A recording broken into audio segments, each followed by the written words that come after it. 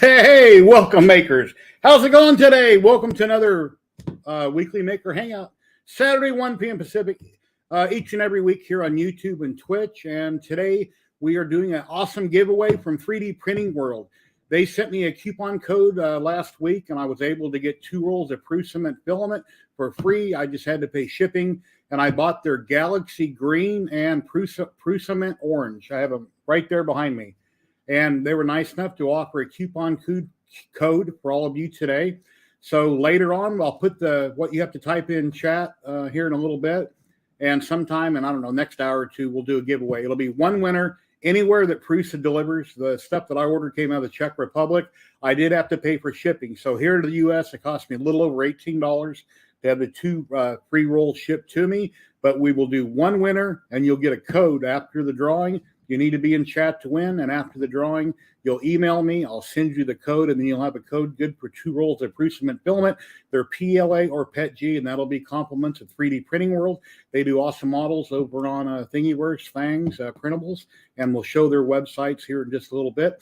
But let me bring in the one guest we have in the back room. I'll say hi to everybody in chat, and we'll get going. So thank you very much for coming. I really appreciate it. If it wasn't for all you people out there coming to watch the stream, I wouldn't be able to do this. So more the merrier. And thank you very much. And let's see who we got here. Hey, Matt, how you doing today? Hey, yeah, I'm all right. I'm a little bit tired, but I'm always tired.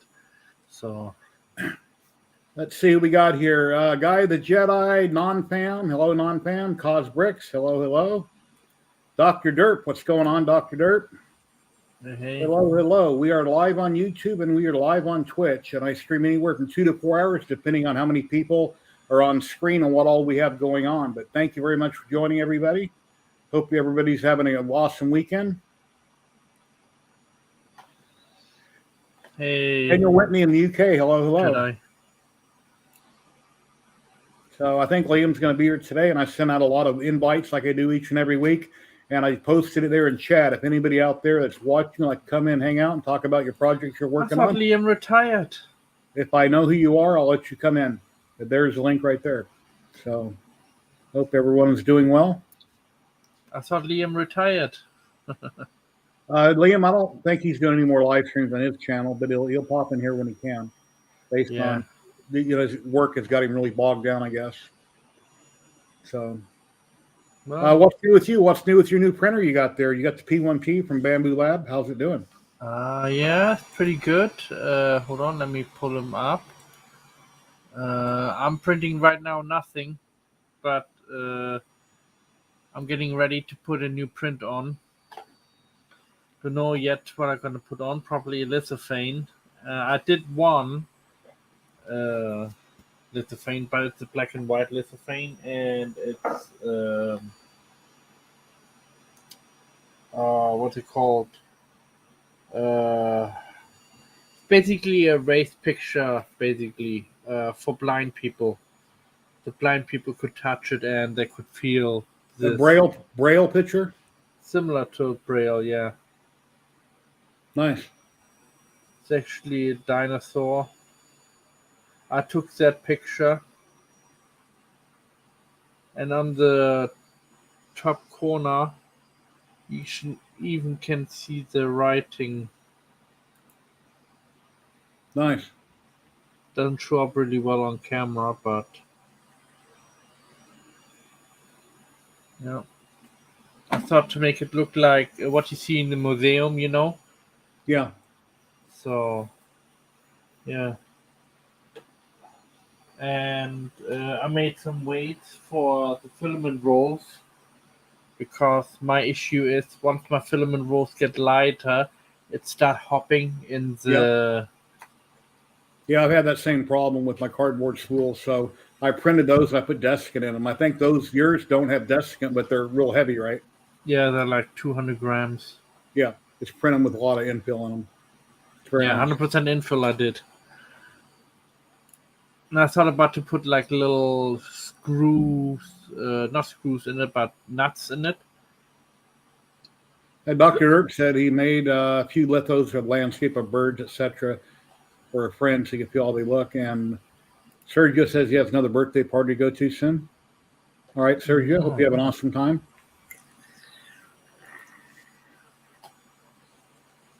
What else have I been doing? I've been doing turtles.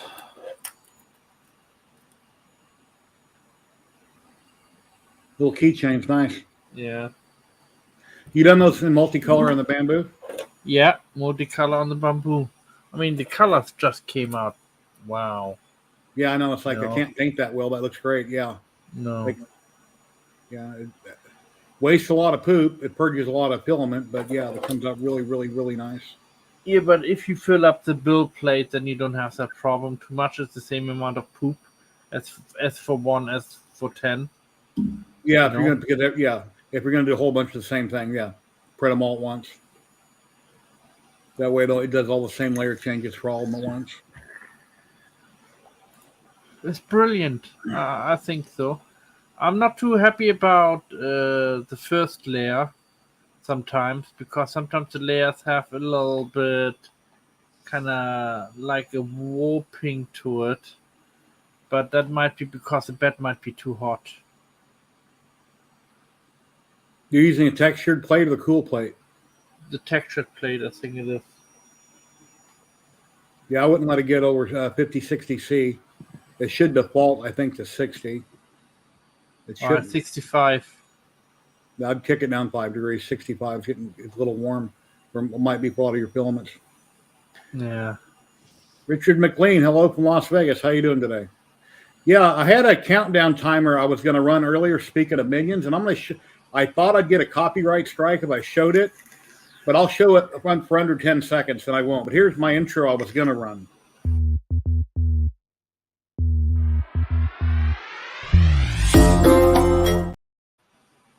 Anyway, I was going to show that for 5 minutes, but I figured, no, I better not. I might get a copyright strike, but I thought it was funny. I was looking for another timer. It looked pretty cool. So, yeah, I've seen Richard's logo there, and it made me think of the minions. Their minions are cool. And I hello. And I talked to somebody from Bamboo, and they're giving me a kit. And with that kit, I can color print. I mean, I can color print now, but I can do lithophanes. And supposed to be in detail, I only need 4 colors. Well, I hope your neighbor's okay. The garage caught on fire. I hope everybody's all right. Oh, no.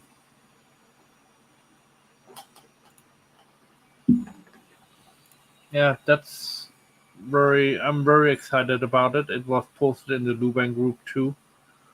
So they were looking for a couple more people. Mm-hmm. Very nice. Yeah, filled up very quickly. But yeah, well, you're the litho king that I know of. I mean, I'm sure there's a lot of people that do a lot of lithos, but you're the person that I know that does an awful lot. So you'd be a perfect person to try it out. Light Source Engraving. Hello. How are you doing today? He asked me if I knew anybody else who does lithos. I said, yeah, in the group where I am in, we have plenty of people who, do lithos. And some of them had a bamboo, and that was a requirement that you had a bamboo and AMS. So, yep. Can't wait. Supposed to be 3D. Hello. Supposed to be brand new software too, I think. Okay. Sebastian, hello. How are you doing today? Yeah, Sebastian, I contacted my rep with Chidi. I got the same exact thing. All she did is sent me the same thing they sent everybody else, that they pulled their printers worldwide on those models. So I never got an answer I wanted to see. I want to know exactly what the problem was. And that ain't what I got, so I guess we'll find out. Maybe the catched fire? Trunks I doubt it, but yeah, something's wrong. So I'd like to know what the problem is. So I've had a few issues. I mean, like I said, when I unboxed it, my cold zone on my hot end, my heat break was clogged, and I had to take it apart and clear it. And then later, when I was printing with a full roll of Ziltech marble, I got 3/4 of the way through the roll, and then I had the same problem where, I had the same problem. I was printing. Let me show you.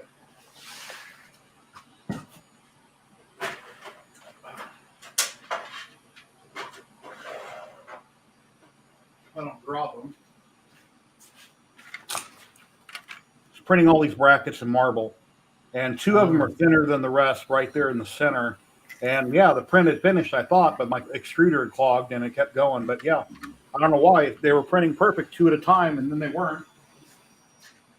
So I want to put up some more shelves for filament in here somewhere. I haven't figured out where I'm going to do that at, but here somewhere. Midlife Chaos. Hello, hello. How you doing?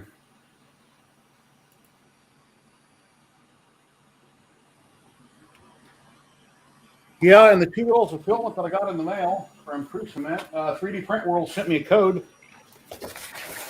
And I got their Galaxy Green and their Prusament Orange. I had to pay for shipping. It cost me like $18.35 or something for shipping to the U.S. from Prague. And then he said he'd like to do a code to give away to everybody else for a thank you for everybody that downloads their models and prints them out. I'll show his websites later, but I printed out a lot of his models in the past, or their, them, he, I don't know, their models in the past and didn't know it. So as a thank you to everybody, one winner somewhere is going to win 2 rolls of Prusament. What'll happen, you'll enter, I'll draw a winner. If you're present in chat, you'll email me, I'll give you the code, and then you're responsible for paying shipping to wherever you live at from Prusa. So no, it's not Bang USA. Richard. Yeah, I think he's going to be funny from last week when I didn't have a giveaway. He got a Bang USA. Yeah, it's going to be hashtag 3D Printing World, one word. Hashtag 3D Printing World.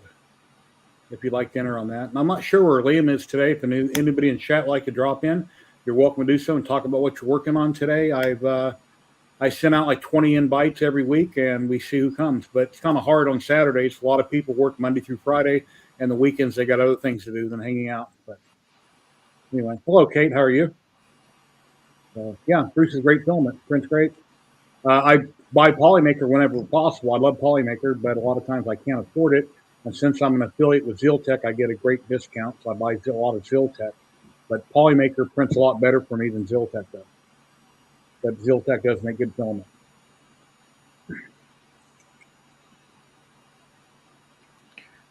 I never had Ziltech, and yeah, Polymaker is for me the number one right now. I mean, Polymaker just have beautiful colors. Like the red is very nice, and there's that little nice CNC on the right side there. I took down the cabinet. The MP CNC I had sitting there, I sold it on locally for $80 minus the spindle to a guy, and he wants to turn it into a plasma table or something.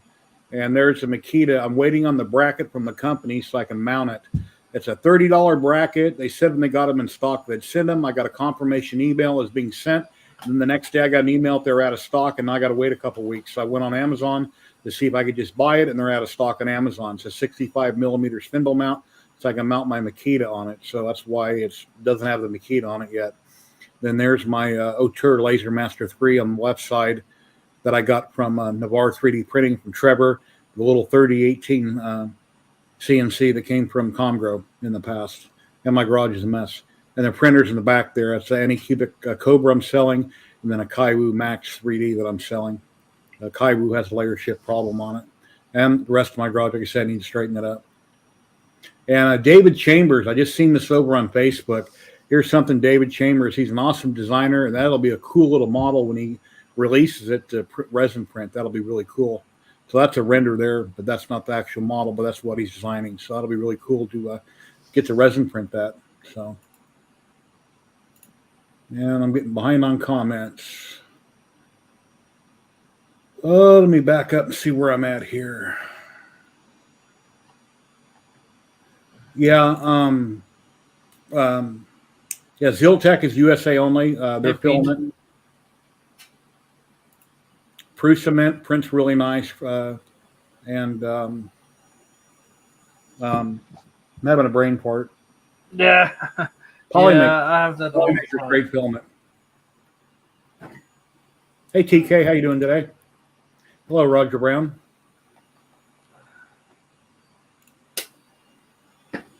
Oh, I took the wrong one. My Discord link is broke. Okay. Let me find out where. Let's see where that's. Yeah, that you need to refresh every 2 to 3 days. How do I refresh it? You have to go into Discord, make a copy from there.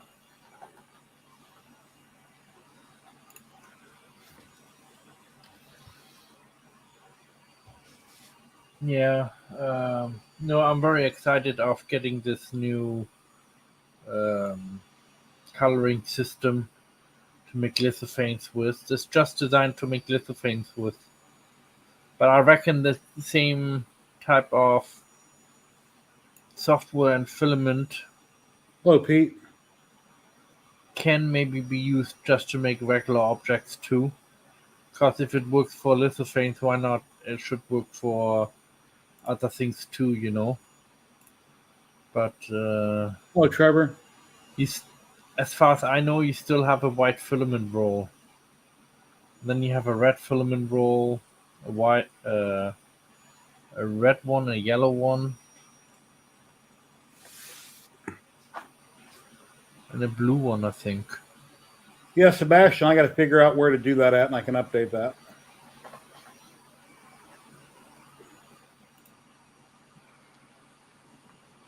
Yeah, Lightburn's a great program. The Louisiana Hobby Guy, the LA Hobby Guy on YouTube has a lot of great videos regarding Lightburn. I would recommend subscribing to the Louisiana Hobby Guy.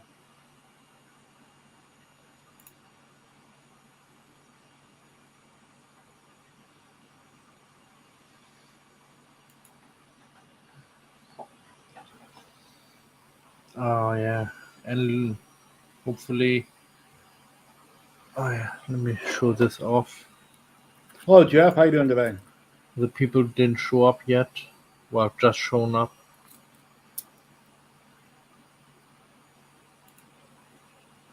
I mean, the color on the bamboo is such nice. Very nice. Yeah. Also made some test prints on lithophanes. I did make a color lithophane. That one is 1 mil. That's a test print.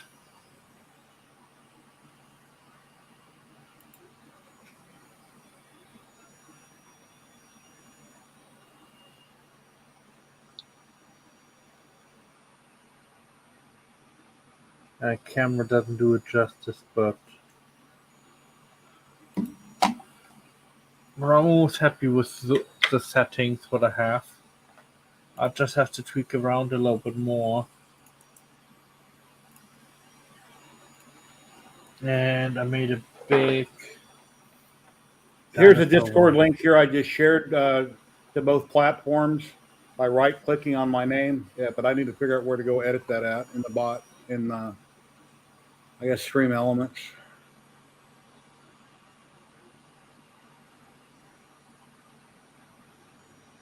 I mean, it printed this one in 12 hours. Do I even have Stream Elements running? I don't think I have it running. On 1 mil layer height. No, I didn't have it running.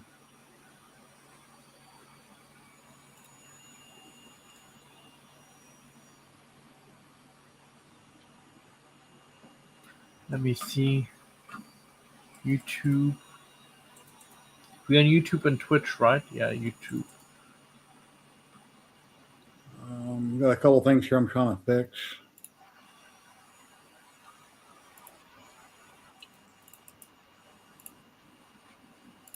So what's everybody in chat up to?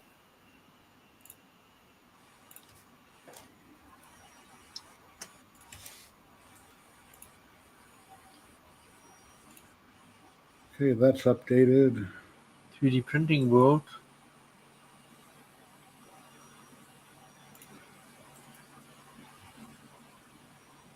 Discord.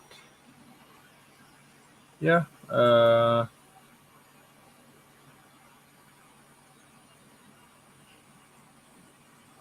If anybody wants to join us, just please come and join us. We have to know you, so. Yeah, I don't need nothing random crazy popping up on screen, so I need to see who you are in the background. Yeah. We don't want that somebody's mooning us. It happened to me actually on one stream. Read the comment that's for you on the screen. Matt, do all lithophane take a long time to print? You said that one was 12 hours. Wow. Yes, this one was 12 hours on the bamboo. Nice, Kate. It came out very nice, actually. Not to my liking to settings. I still have to tweak a little bit, but maybe another week or so I should have the settings down. But wow, I mean, it does have a little bit. I don't know if you can see it. That comes because of the warble effect. Those little lines right here. Because what happened is uh, when it comes and swoops over and then it does this motion left and right. Explain It how you make them colored. Yeah. Basically, I explained that in a second. The nozzle came on top and then started going left and right to do an infill. And through that, it started wobbling the lithophane on top, and that's why you have those little lines on top. How I make a color lithophane. Here is a colored lithophane. This one from Free Heathen. And what I do is I print out a special piece of paper, well, a special piece of picture on a normal piece of paper, and I glue it on the back of it. And I know it's not a true lithophane color, but hopefully this new system what's coming out for the bamboo will do the job to have true colored lithophanes in PLA, you know. That's what I'm hoping for. So details wise I don't know really much about it yet. So but I'm very excited. Kate just sent me some more pictures on things she's been working on here, and here they are. Oh wow. Excellent. These are all tiny models. Yeah, she laser prints everything, and I forget the rest of the things are made out of clay, I believe she said. Wow.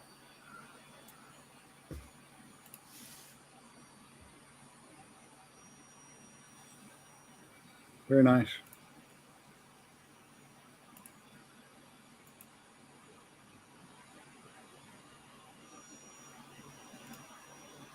Matt, have you tried spraying the color paper with some clear coat? It should soak it up and go clear and hold the color. I do use it's a clear coat. It's a lacquer, automotive lacquer I use to spray the whole lithophane on both sides. And what it does is it does give it an extra coating for the lithophane. And if you have dirty hands, it's easier to clean then too, because you have this extra layer of protection. Because if you have to eat like tomatoes, and you know how badly tomatoes stain sauce, and you touch it, it would just get soaked up by the PLA, the color. And if you put the out, I have the lacquer right here. I can show you. Now I'll show you Trevor's video here in a minute. He sent me this morning. He's got his new store mostly set up, and he sent me a quick little video here. That's the stuff I'm using. Okay, nice. And here, let me run that video clip right now. All right. Well, good morning, Jerry. Turn it down a little bit, the sound. So, in a nice major intersection, there's a tough piece across the street. And here's the store. Good.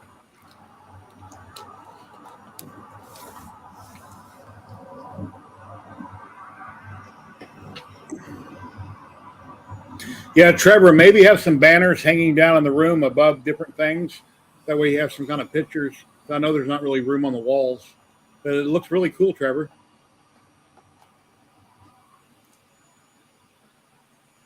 Well, all right, let's see. course, have their works filament. Let me see if I can turn up the quality. Flexi factory boards.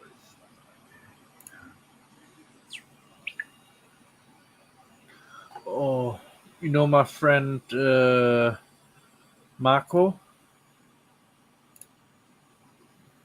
Let me try that again. Come on, stop buffering.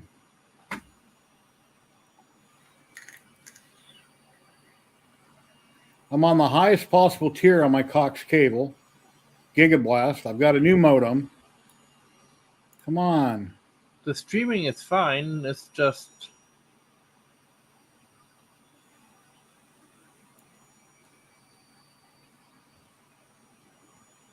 I kicked it up to 1080p.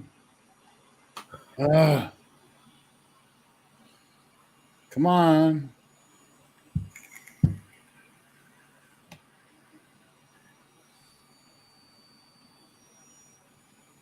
well, like I wanted to say, my friend Marco. I don't know what happened to him. He all of a sudden disappeared. There we go. New store here. Is he all right? I left a message and he said, "Yeah, he's fine," and And here, that's it. But something happened. I don't know what. So he's not printing right now. Hey, Jack. I hope he's all right.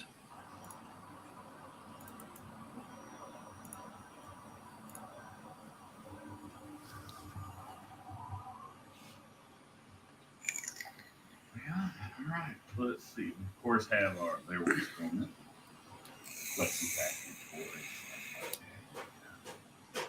I like to have my view. Desk set up finally. Let's see. We'll have a customer waiting area over here once I get this cleaned up. Print farm repair area. We've started taking in about 4, 5, 6 repairs a day. It's kind of overwhelming, actually. Let's see what else. We've got some 400s going over there. A bunch of the IFAS. Here's my checkout counter. Got a new Modex 120Z. Hey, Rob. More repairs. Hey, Rob. Here's my little kids area. And, got a little lounge in here, some video games. Security setup. It just cycles through the store, the front, everywhere. Let's see, we'll go in the back now. Here's my incoming area for UPS.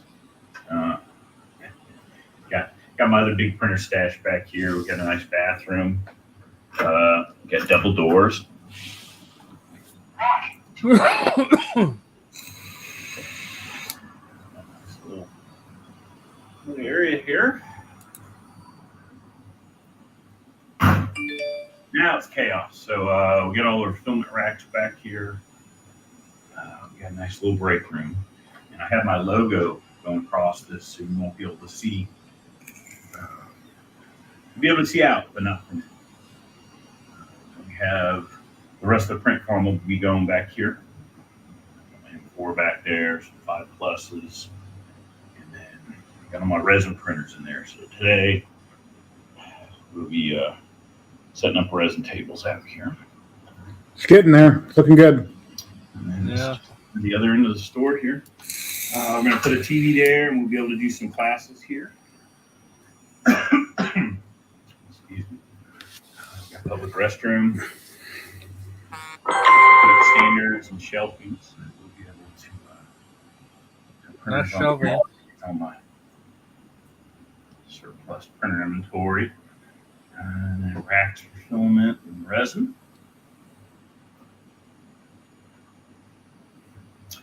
And then we'll have it all set up here for just all the printer sales. I got a lot of Chitty Techs, as you see, in stock. I took 197 Ender 3 and Ender 5s over to a storage unit last week. So now walking room. In Navarre, Florida. You can see my power strip just for my filament dryers here. Anyway, Thank you. I'll try to start hopping on chats a little bit more now that at least the store's moved. I'll also make you a video showing the laser store. And hey, thank you guys. Talk to you later, Jerry. Very cool. Thank you, Trevor. The only thing I do different, where you got your desk up front. Hold on, let me stop that. Where you got your desk up front, anybody walking up to your window can see what you're doing on your screens. And if you turn your desk sideways, that way you can see your store here and look outside here rather than having your back to what's happening behind you. God forbid you get a crazy driver pull up in that parking stall and go through your glass. So I think I'd turn my desk. That way you can see what's going on both sides. But, that's just my opinion. It looks really good. You always want to have your back against the wall. So, Mary Esther, Florida. Hey, Betty Boot. That's my wife, Brandy.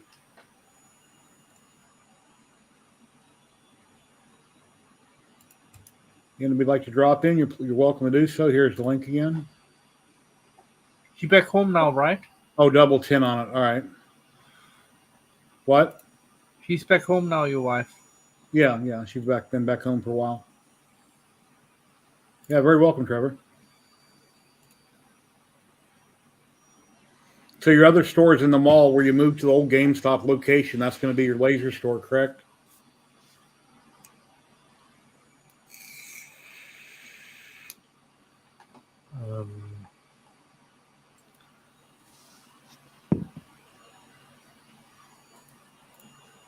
Yeah, slow day today. Sometimes we have up to 10 people at a time on screen. I'm surprised we haven't had nobody drop in.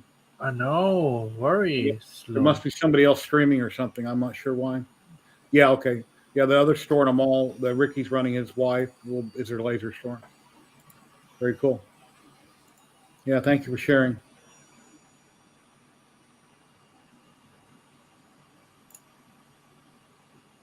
Okay. Let me put something on my printer now. Yeah, so now where Trevor's located, you can go to the one little strip mall, you can buy a printer, you can get a tattoo, and you can get a massage. You're all in one place. Just don't get it all at once. Imagining being massaged and get a tattoo at the same time. Why are my printers not running? You've seen my room. I mean, I try to print only when I really have to. When I really need something, I print. But no, I don't have any printers running right now. Hey, Gregory, how you doing? Delta 8. Yeah, the only Delta I have is this little, or actually my wife has, this FL Sun right here. The Q5, I think it's called. It's sitting right here next to me because I didn't have room over here on the shelf. I have a little Delta. I always wanted to get the one Clipper, their V400, a big one, but that never happened. So no worries. I'm always busy with whatever else I have. Oh. Oh, also Church and Park. All right. So no, you want a cracker? I did make a turtle. Here we go. Sandy. I made this. I designed the file myself. So Nice. I printed it on the bamboo. I did have them bleeding, but I know I had, as you can see here and there. I did some changes now, and hopefully I will reprint a similar one, and it does not happen.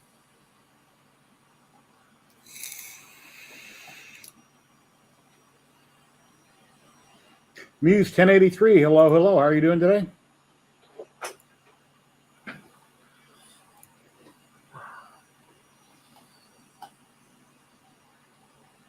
Hey, Moose.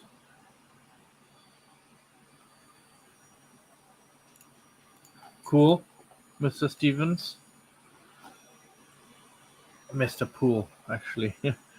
Well, nice, Steven. Yeah, the AMS, I think, is a game changer.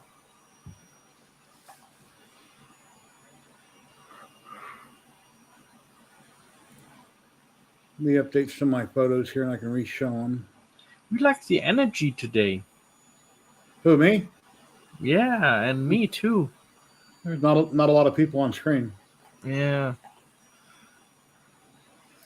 Come on, Mr. Poole. Come join us. We didn't have you for a while on. So.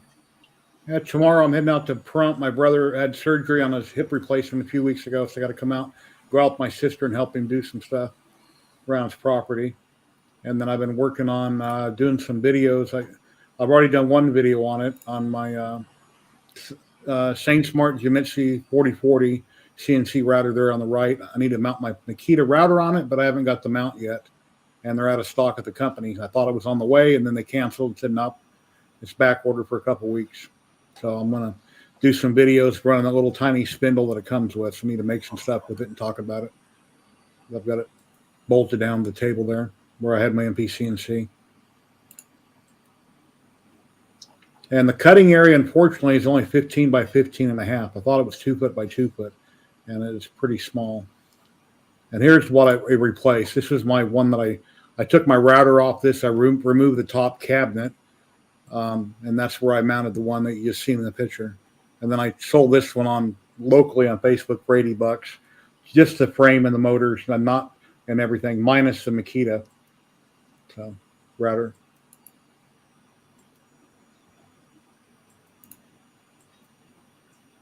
Yeah, I'm not sure, Kate. I don't know where Liam is today. Yeah, he's missing in action. Let me send him another invite and see if he sees it.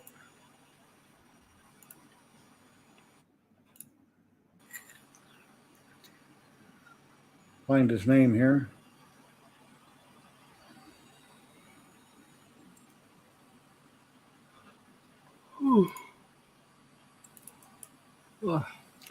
No, he never seen my post, so something must be wrong or he's busy. I sent him a link yesterday and he hasn't seen me on Facebook on Messenger. Not sure. Oh, my wife says everybody's watching NFL draft. Could be.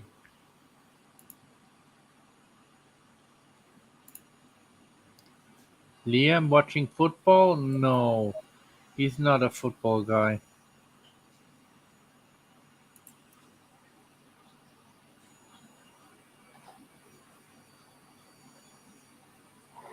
Oh, okay, yawning here. Oh, oof. I hope everybody's yawning with me. Because yawning is kind of contagious.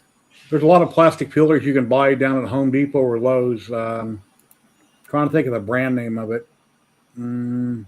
It's called plastic filler. It's like a wood. There's wood filler. There's like a wood plastic filler. They all work on 3D prints.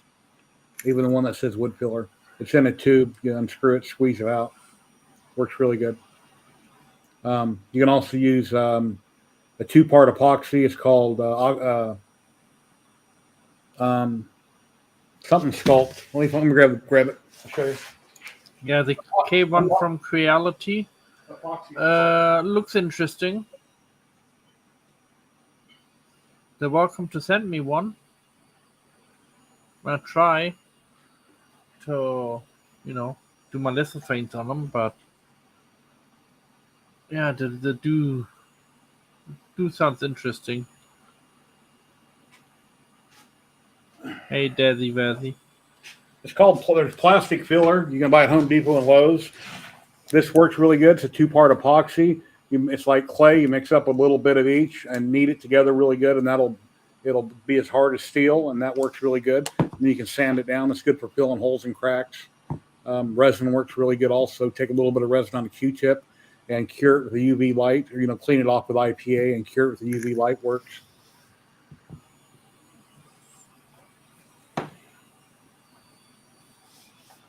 Yeah, mini wax. I've used that before for clear coating. I had a friend of mine that's been a painter his whole life, and I have a bottle of it. I forget the type, but it's mini wax, and that's really great for clear coating models with.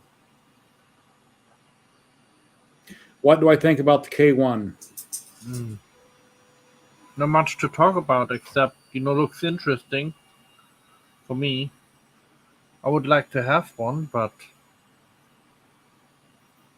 I'm happy with what I have right now. Yeah, if I was a really big channel and I was getting stuff left and right, I wouldn't have time to review it. I mean, I'm retired right now. I work, but my hobby, 7 days a week, I'm working on this or I'm working on that, and I'm jumping around from working on resin videos on my Pia Poly Forge, and then I've got the new printer that they just pulled off the market by cheating, the X Plus 3. Not really sure why they pulled it off the market and what exactly happened. We'll hopefully we'll find out soon, and they can get those back up for sale. But whatever was wrong with the machine, they pulled that line off the market. So anybody that had one ordered, I guess they refunded their money. And I don't know. I contacted my rep. She gave me the same post she gave everybody else online. It talks about they pulled them. I didn't hear anything other than that. So I don't know what happened.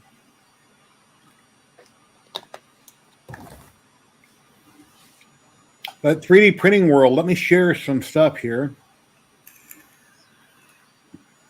Share my screen.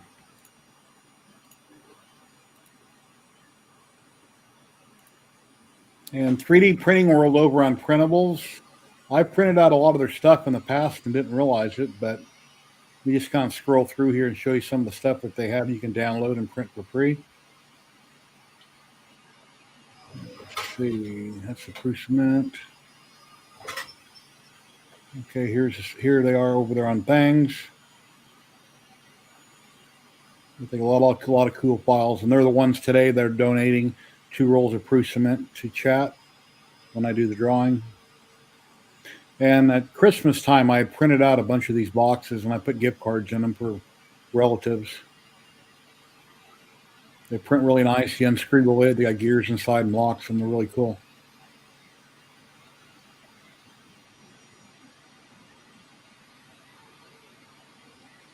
A lot of cool files.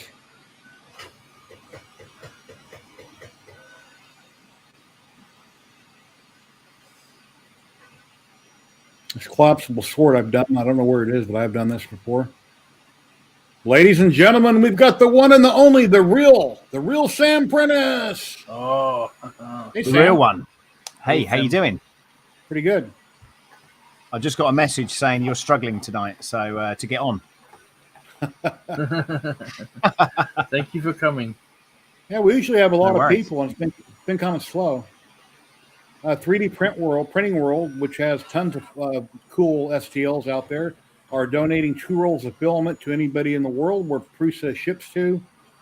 We're going to have a drawing in a little bit, but whoever wins has to pay for the shipping. I came across those guys the other day, actually. That's really weird.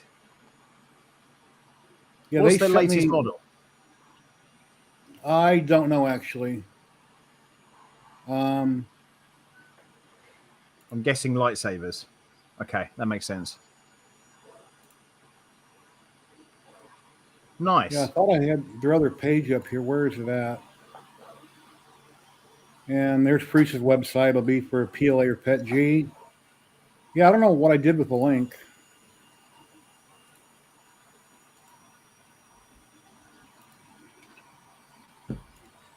Yeah, it was here somewhere. Oh, Yeah. it looks nice. The They have wolf. a Patreon also.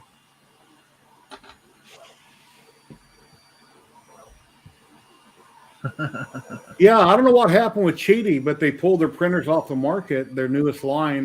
You have the big one from them, and I've got the X Plus 3, and something happened.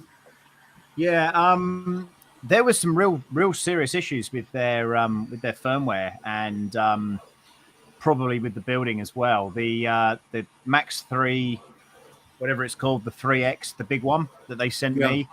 The bed has these 4 kind of screws in the bottom of it, or bolts in the bottom of it. And at one point, it just went all the way down to the bottom and started making loads of noise. And it basically dug into the plastic and basically damaged all the plastic on the bottom. So, like most people, the funny thing is about what we do on YouTube and stuff is that there's a lot of people that have got similar products.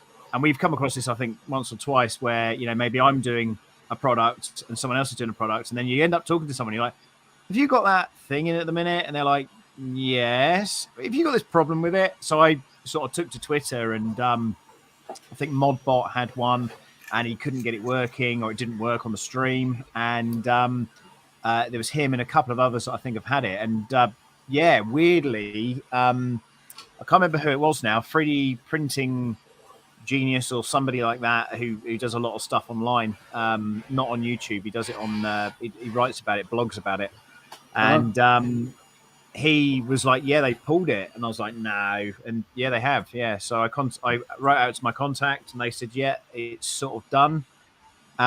It's funny actually though, because they said, "Well, can you still do a review on it?" And I said, "Well, sure. If you want me to just trash it, that's fine."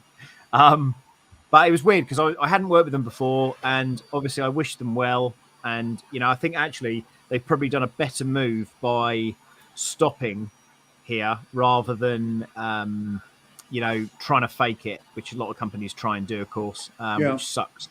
So the only good thing about it is that I can just move on to my next printer, which is a nice thing. But of course, it's a fight for content.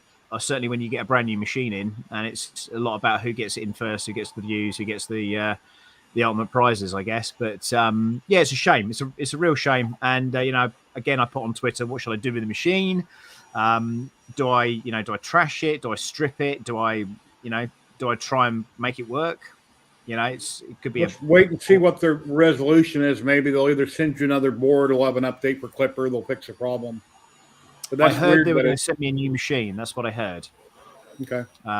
Because obviously my argument was, am I a beta tester? Because if I'm a beta tester, that's not what I signed up on the agreement for. So, and the weird thing about this is that this was via an agent. So I worked with an agency, and they were like, "Hey, we get you the machines. We want this many sales. That's kind of what we're looking at." And I was like, "Okay, yeah, we'll give it a go, see what happens." It's my first go with them as well. So I'm trying to talk to this guy, and he was just like, "So you're going to still do the review?" And I was like, "Well, I'm happy to do it, but they've told everybody not to. So I'm sure it would just be an invalid reason to do that." But the print quality on mine, the X+3, is okay, like any other printer, but it can compare to the Bamboo Labs. No, the Bamboo Labs X1 Carbon prints perfect. Does this one print perfect? No, but it's without tweaking any profiles, it prints good, but not perfect. So I can't compare the two. No, it's a weird one, and I think what you're going to start seeing now. I've got a bed slinger in at the moment, and I've been printing all sorts of weird and wonderful things on it, and that is totally stock using their profile, and I think that's kind of cool. And then this one is just all kinds of beautiful. That's come out really well. This one's got a bit of ringing on it, but that was due to the speed. But yeah, I've been pretty happy with that. So that's the Anycubic. That's a new Anycubic printer. So all right, it's pretty nice. Yeah. So what are you doing this weekend? Just hanging out with the family and doing stuff, or? Yeah, so it's my son's birthday this week. He was 2, so we've just had loads of. We went to Phil from 3DP UK. His daughter works at Legoland, and she managed to get us tickets for the family to go to Legoland, which was really nice. And cool. He's also got me tickets to Thorpe Park, but my son's a little bit too small for that. So that was really good. So yeah, just that really, just kind of doing birthday stuff and opening presents and that kind of business really. So yeah, that's about it. That's about it really. Very nice. You went by quickly, huh? Yeah, I've been in Budapest as well on a stag do, so I've literally just come back from there. How was it? I saw you in the jail. Messy. It was messy. Very messy, to say the least. That Discord link in Nightbot, I have that turned off now because I guess it's a broken link. It's not working right, so I turned that off. I'll have to reshare it manually and figure out why. I have a program called StreamerBot that I run that automatically plugs people that drop in on Twitch. It plugs their channel. I ran the EXE file earlier, and it ran for about 5 seconds, and it shut down. I'm not sure what's going on. The only thing I've done on my computer lately is I put 64 gigs of RAM in it over 32, and there's pre-configured profiles and BIOS you can pick to speed the machine up, and I found one that was stable, but no idea why StreamerBot keeps shutting down. So the EXE file. I right click, ran as administrator, it's still shut down. So I don't know what's going on with it. Anyone that's just said hello. I've just seen a thing, comment there from Muse 1083. I think the bamboo right now is the best. It's an interesting comment, that, because if you speak to Joseph Prussia says that he values quality over speed. So although the print looks good, are we getting the quality? And that might be internal structure and things like that. What are you finding with yours, Matt?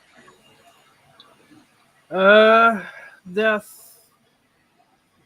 a couple issues, I think, but my conclusion to that is what Liam said.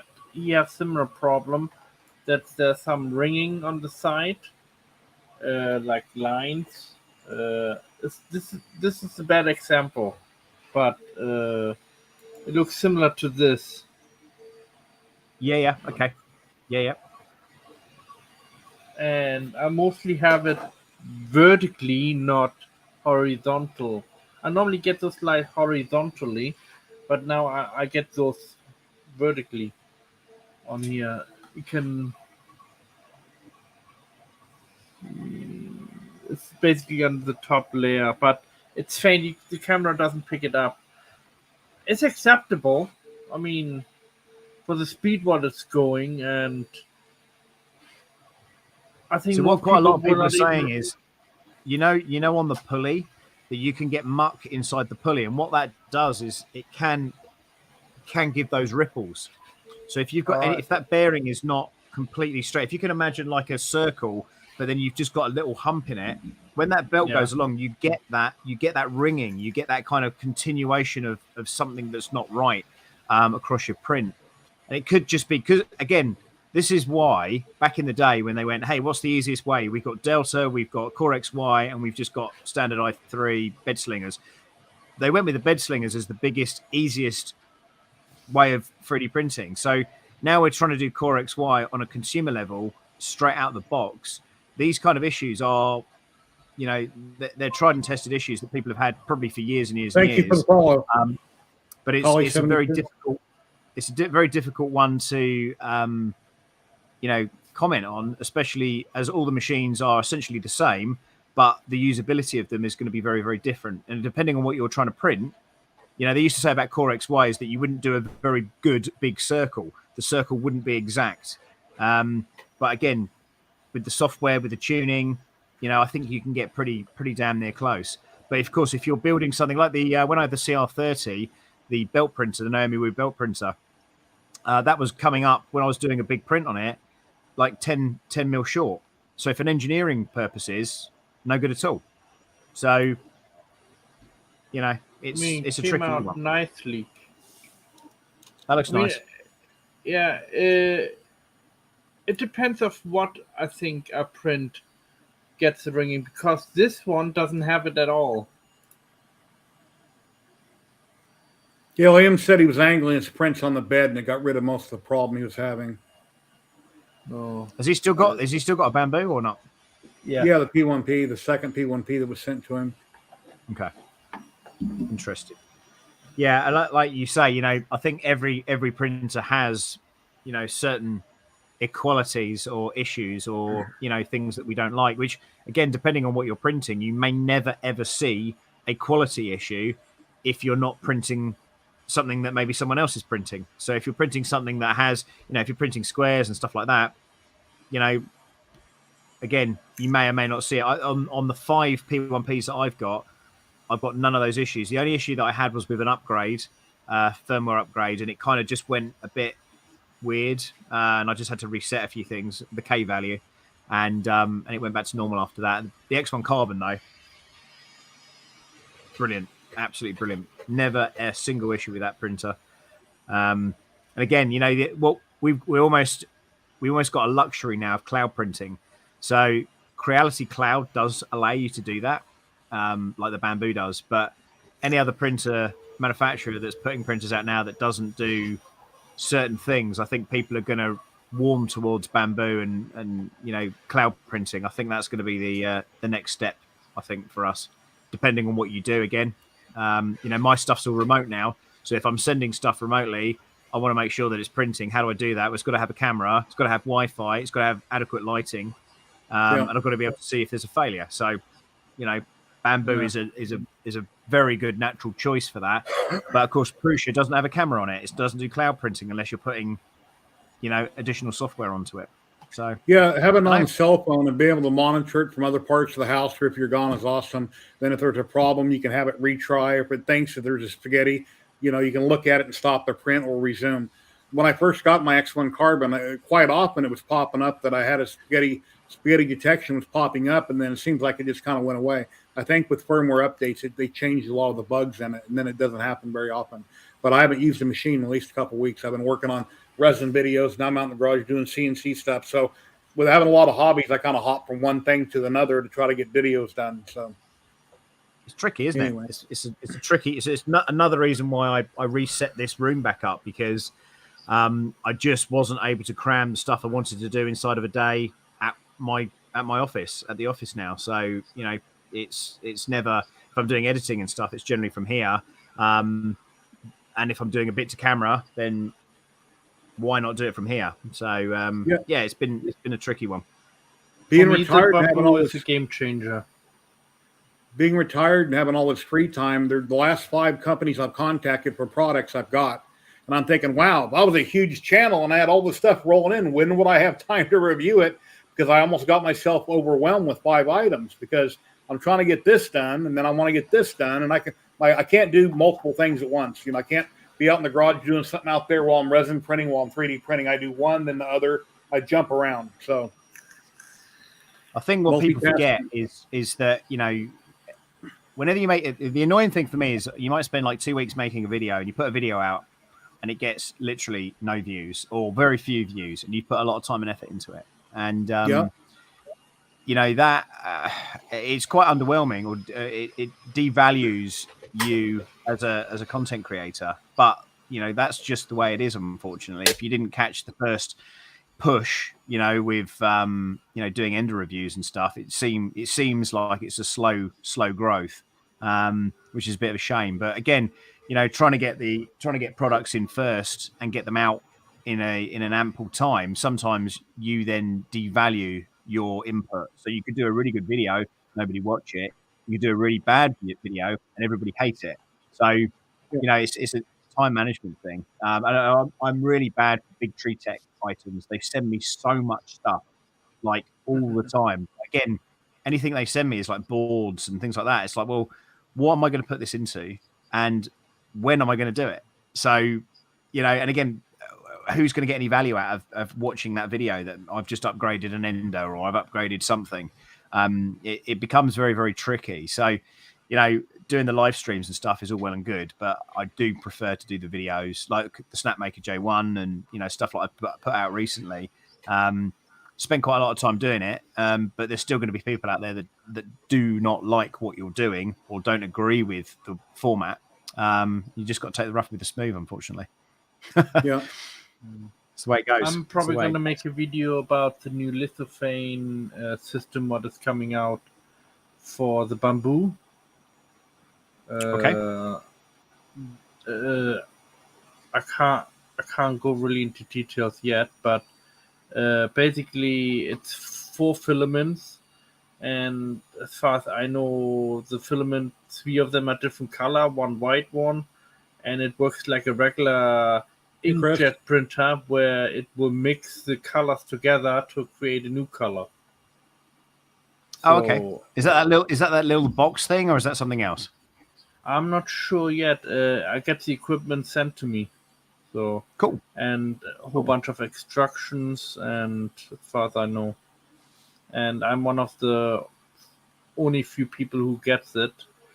And he asked me if I know anybody else. Then, of course, I recommended Lou Chen from Luban. Yeah. And that he can pick a couple people out of Luban group and see if they're willing to do this, too. So me and 3 other people do that. That's cool. But again, it's I'm a lot very of the stuff excited. It depends what you want to do, Matt. If you're trying to capitalize on content and trying to get people to watch your videos and subscribe and create a following, then certainly getting a product first or within the first few. I know you guys were talking about the K1. The K1 was promised to me as being one of the first 5. I still don't have it yet. It's still not here. So it's been shipped, but we just don't know where it is. David Chambers is designed this. Is going to be releasing it soon. That'll be cool to print in resin. That's cool. That's a render, of course. Awesome. Love that. Still working hard to save up for the AMS. Interested in the K1. Yeah, the K1, there was a video that came out today that... Ladies and gentlemen, Jamie with Homemade Jam 3D. Jamie. Hey, I hope you brought the jam. I did bring the jam. Go ahead, How are Sam. you guys? Hey. Yeah, there was a video that came out today about the K1 and loads of weird and wonderful things that for a new printer you wouldn't expect. Lots of dirt, it looks like it's been used and abused for a while. So that was the Chinese users that have been getting the machines first. So I don't know what to take from that, but it looks interesting. Some bold statements as well from Creality, and as we all know, Creality does certainly not understand how Clipper works. So we'll see how good it actually is. Oh Let yeah, me see. it's good. Yeah, here's some pics she just sent me. Love. All her miniatures there. She made everything in the picture. That is so amazing. I love doing dioramas, and I never think to do like a room like that. I always do like landscapes. That's how I started with all of it. All of this stuff. I did D&D terrain. But that looks amazing. That is really, really good.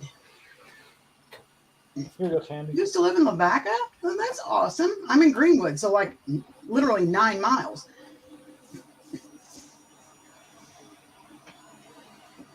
Yeah, it looks very nice.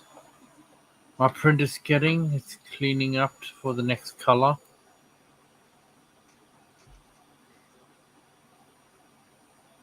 Yeah, Rocky Mountain Rep looked like it turned out. Had a great success. I've seen a lot of videos on it. They were slammed with people. Yeah. They did really well. I had a phone call from Jim from the Edge of Tech while I was in a bar in Budapest, and they were just about to start the racing, and I was so drunk as well, and they were like, "Way!" and I'm like, "I don't know what's going on. This is really weird." And of course, the people that I'm with are like, "What is this all about?" I'm just like, very strange. It's good though. Yeah, Very that was good. cool. They weren't on asphalt. They had that big, long, huge sidewalk, so it was nice and smooth. Because asphalt, they would have jumped around all over the place. Yeah, it looked really good. I guess you call it tarmac, right? I call it asphalt. Yeah, tarmac. Yeah. Yeah. For me, tarmac. I thought tarmac was the thing that the airplanes took off from. Yeah, but a lot of people in other countries call it tarmac, and we call it asphalt in America. Yeah. Or I call it road. If you live stream, I call it pavement. You think of my fat cat? Oh, that's so cute, Sam. It's cool, isn't it? I found it on printables today, and I was like, so I printed this small one, which is here, and then I thought, we're gonna have to big this guy up. That is literally every cat in my house. It's amazing. I've got 4 cats that look just like that. I need to print that. Raccoons are Paint not them all to look like my cats. cats. They may look like cats, but raccoons are not cats. Oh, I wish the raccoons would come in. I've thought a lot. Oh, you don't. Trust I me, they know. go everywhere. Here it is, Matt. The breakdown for that. Wow, look at the back of Sam's shirt there. Look at that. That's huge. He's got a little logo on the front and a giant one on the back. Makes you butt. Bit of That's promotion here awesome. from Tripod's Garage. Yeah, I wear this when I go to the store. Yeah, the one on the back's a little bit bigger. Is that saving that for a video? Yeah, that's a big one. Huge. Wow. Huge back. Maybe one day I'll get big enough to have merch. Probably not. I think Probably. Tripod's daughter makes all his merch, doesn't she? So Yeah. My son's a graphic artist and does T-shirts. So, I mean, I could literally have him put my logo on a shirt, but nobody wants it. Nobody wants a shirt that says homemade jam because nobody knows who I am. I was made aware last night on TikTok on somebody's live stream. He was like, I've never heard of you. Wow. It was a guy named, I can't remember his name, something Boy in Space. Oh yeah. I know yeah. him. That's hilarious, by the way. He was like, Okay. I never heard of you. That's Ben. Yeah, Ben. Ben, yeah. I'm like, okay, well, right on.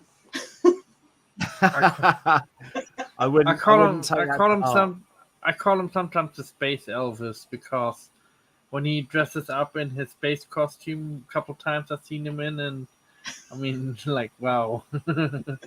Space Elvis. Yeah, Uh-huh. the only Right, thing was sure, missing, okay. but he got a lot of good information, and he's very entertaining, I think. Yeah. He let me know under no uncertain terms that because I do reviews that I'm of the lower class. Oh, yeah.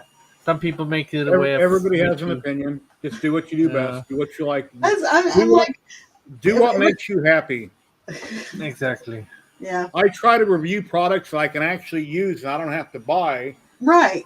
I don't want to review a whole bunch of stuff I don't want to use because that's just wasting my time. Exactly. So and use I don't something, feel like, I try to review it and then I get to keep it and I make videos on it and then I get to use it.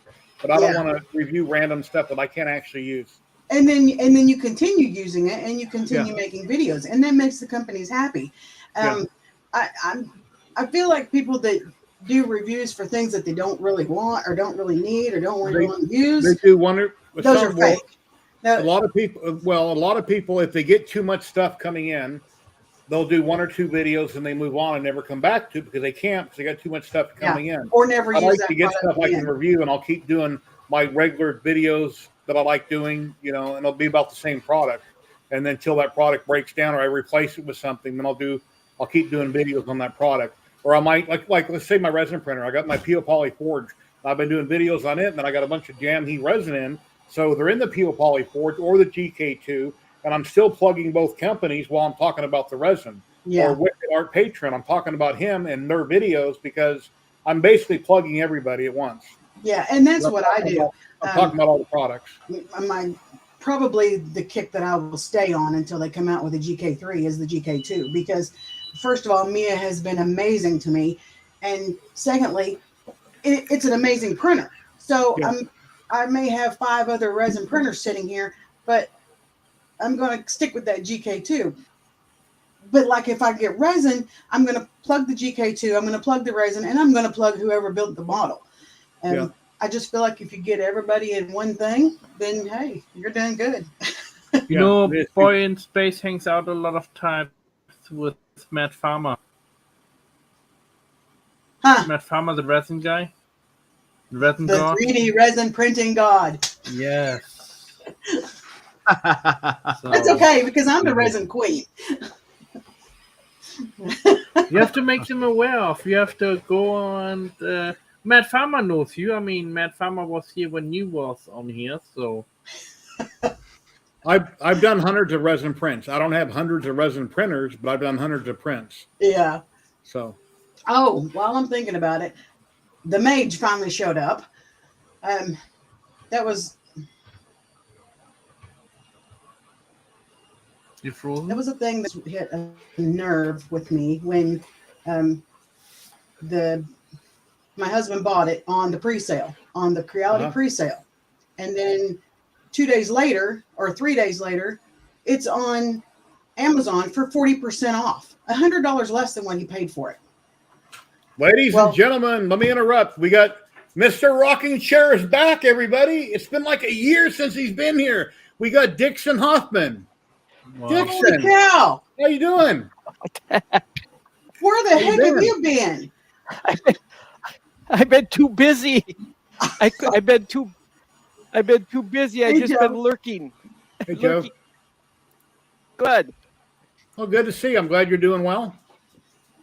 Been a long time. Yeah. Uh-oh, I got to turn. Hold on. Okay, well, let me finish my story real quick then. Go ahead. There we go. I got rid of the echoing. So there was like all these people that bought the Mage for $100 less than all the people who bought it on the pre-sale, because I don't know if it was an Amazon screw up or a Creality screw up or what have you. But when he bought the printer, he got no invoice, no email, no anything saying that he even bought this printer. So he couldn't cancel the order. And so anyway, it showed up like 3 days ago. We never knew anything. We never got tracking, never got anything. But that being said, the thing is printing, and it's printing well. So for I think it was $3.99 that you can get this printer for, an 8K printer. It's pretty freaking amazing. So that's my thing. So what's new, Dixon? What have you been up to?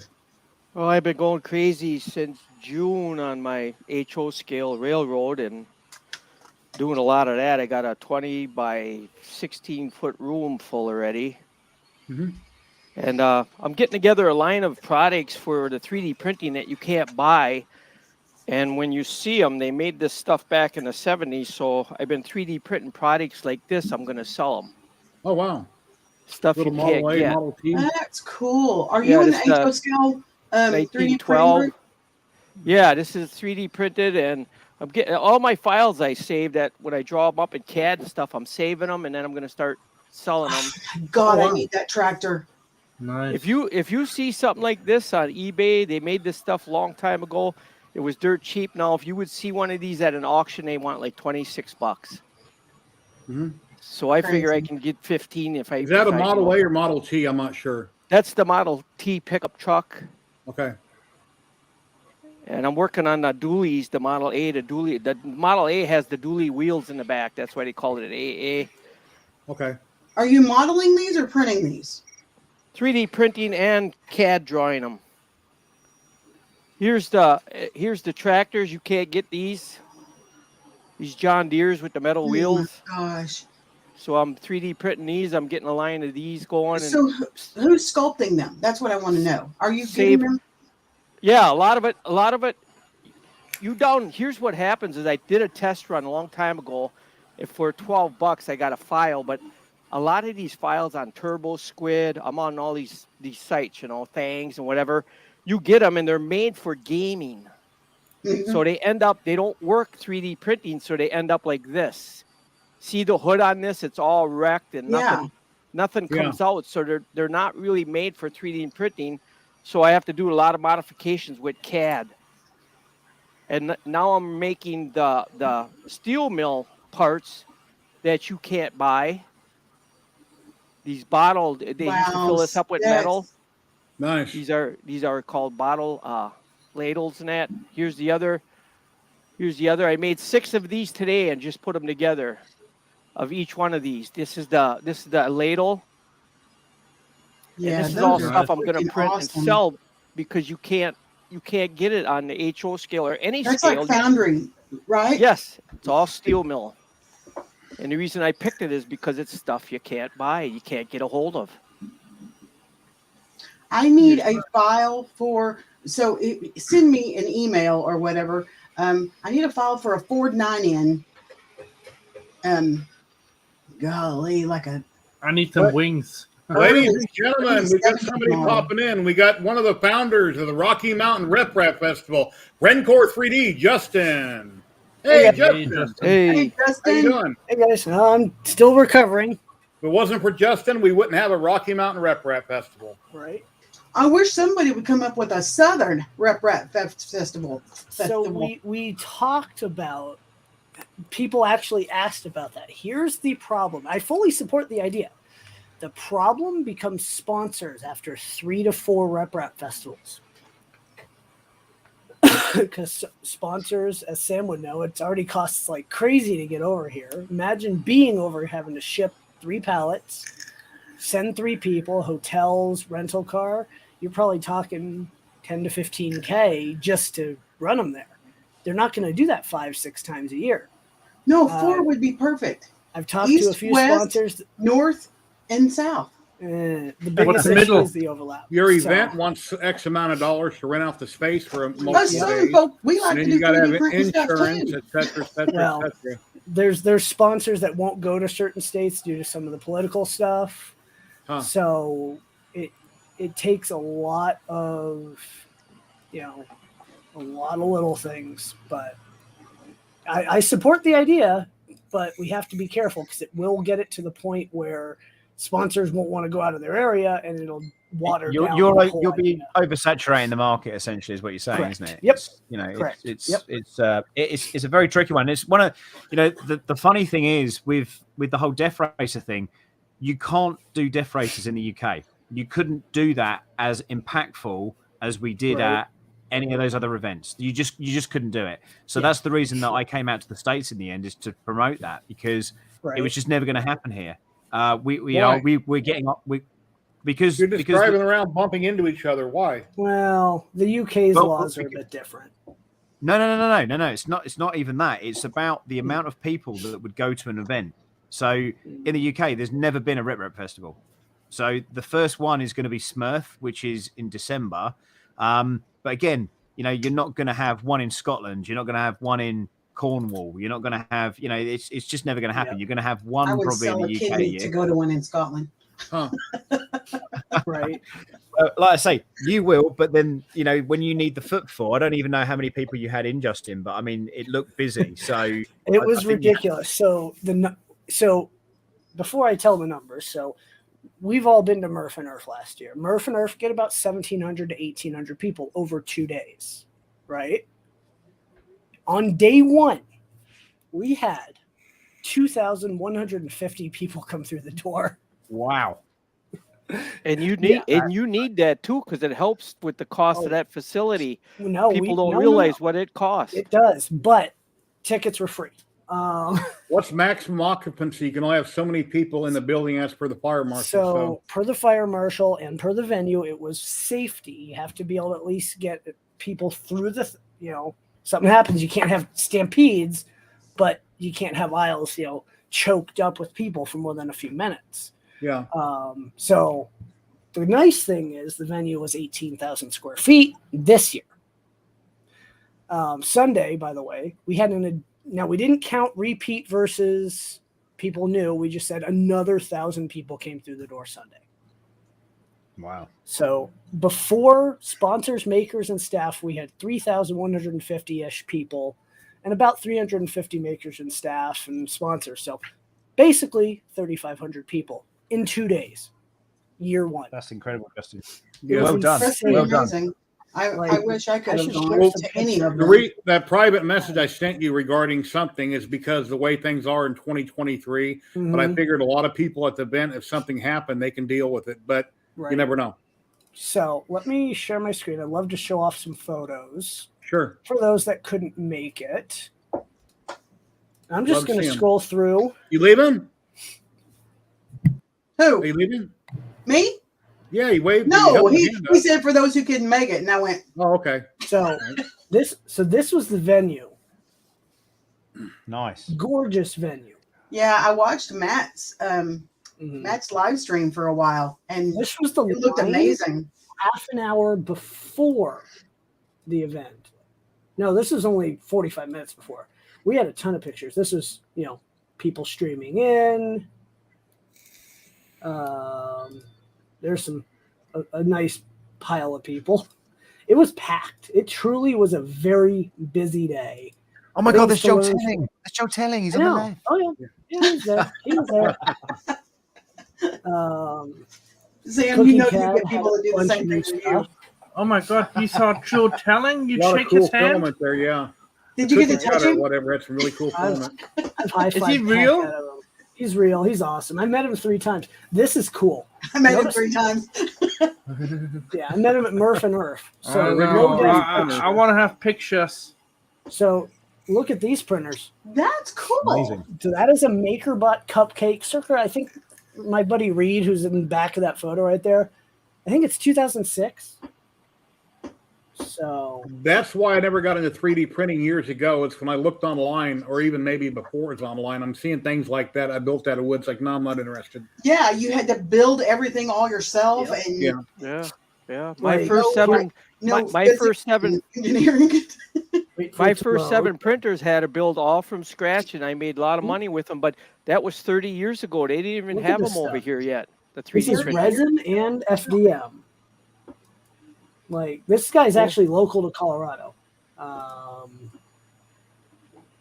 Let's see. Is there a Just place we can insane. go that you're going to post all of this later on? Yeah, later on, I think Okay. we'll link it. You're to the welcome to site. show every single picture. I don't care. We have Right. time. Well, right. I have to curate some of these because there's some that I don't want fully Okay. popular. We even had a local robot group. These are 150 Nice. gram feather. Yeah, I saw those. weights. So, someone messaged me Oh my about God. those. Yeah, Yep. yeah. And Copperhead. And Copperhead right there was here. They had the damaged version of Copperhead from, and I guess one of the pieces of steel was an inch thick, like super high strength steel. They used Chris a Riley and 30-ton his claw press and machine. couldn't get it flat. Fabrico had a big setup. This company's awesome. Show This us is Chris. Mike. Show us Chris. Show us Chris. Chris. Oh, Riley. yeah. There you go. Oh, let me go over a photo there. He brought printers. God, he's he handsome, isn't he? Look how handsome he is. He's such a nice guy. This He really company, Tensor 3D, they're actually local. They do Voron parts and a few other parts. And Mike, and I forget her name, but they are amazing people. And of course, it helps to support local business. Fabrico had, a ton of printers, ton of little things, Oh yeah, look at that. Just Death oh, yeah. Racer. Cheeky Oh, one. I got to tell you about the Death Racer, Sam. You'll love this. And I got to find the video. Here's me and me, Mike, and Zach doing an interview with Grant. Oh my God, there's Grant. He actually had some videos up. Show me the dragster. My buddy Justin designed this. And cool. this has what, 20 Arduinos, something like that? I don't remember what it is. Wow. It was, you have to control each thing, and then some, let's see. Show me those dragsters. Right, the dragster. So this, and I'll show that in a Cool. minute. Well, the cool thing about that is I actually have that cube right here. Where are the drag racers? Yep. So obviously we had 3D printed drag racers. That was fun. They're what, about 4 foot long, right? About 4 foot long. I made one. I have more photos. Let me go to the other book. There's just so many photos. I'm just waiting for Justin to click incorrectly, and we see a picture of him just in his underpants flexing. Yeah. Pooch and the Gloop guys showed up. They did not have any booths, but they showed up. And Pooch has his honorary jacket. Yeah, I posted posted a tweet about that. I said it's the two guys that make Gloop and the guy that sniffs it. Right. Here's all of our. Sam, there you go. Oh, wow, look at that. Guys. We had There's a lot of them. 18, really. It wasn't that many. We had 50 signed up, so people were taking advantage of the free filament. Now, this one right here, this blue one, so I made 2. I have the one that I have, and I made a second one. I thought, hey, I'll let someone drive it because I had extra parts. Let this kid, Atticus, drive it. He ended up winning. That thing, I'm trying to find a video of it. That thing would push other battle Oh my God, racers is that Jim? around. Is that Jim? Is that Jim? Yep, Jim was I'm our surprised MC. the signals didn't interrupt each other with that many controllers Not a going on. problem. So the kid, I have a video of it. He pushed. Oh, that Snoopy one's cute. Yeah, he pushed other ones around. The torque that I put on that thing was so high. And I also had 3 levels of TPU on the tracks. He would push another one across the entire field. Yeah, I've seen that. Without even a problem. Drag racers. I love those dragsters. They're awesome. And they race them? They raced? We raced, yep. There's So Jim. cool. Doesn't he look camp? There's Jim. Oh, Jim. There's Nick. There's Nick. Scott. He looks cold. I'm sure. It was about 45 degrees. There's some action shots for you. Nice. Yeah, so the red one back there is mine. I had a blue one. That So the fun one with the blue one. So the kid won, right? So how many people were still inside while everybody was outside? Still quite a Don't few know. inside. I was right? actually outside. I don't know. But the fun part with the blue one is the kid won. He won $500 to a printer, $300 for filament, and I gave him my Battle Racer. Oh, cool. Nice of you. Well, Wow. that's They had nice. driven out of Utah. They didn't have time to make one, and they're like, "Well, someone might have a spare." I had a spare. He won. He got to go home with it. Nice. That's cool, man. So Very that's good. this blue one right up here. Nice. I know I've got more photos. Let's see. Let's Yeah, I go would love to see a here. video of that. So I'm in contact with them, and I'm gonna help them through whatever they need. So some of these photos are, here's the venue empty. That's This the way I was- like it. Yeah, it was a very big venue. Now the fun part is this venue is 18,000 square feet, but Wow.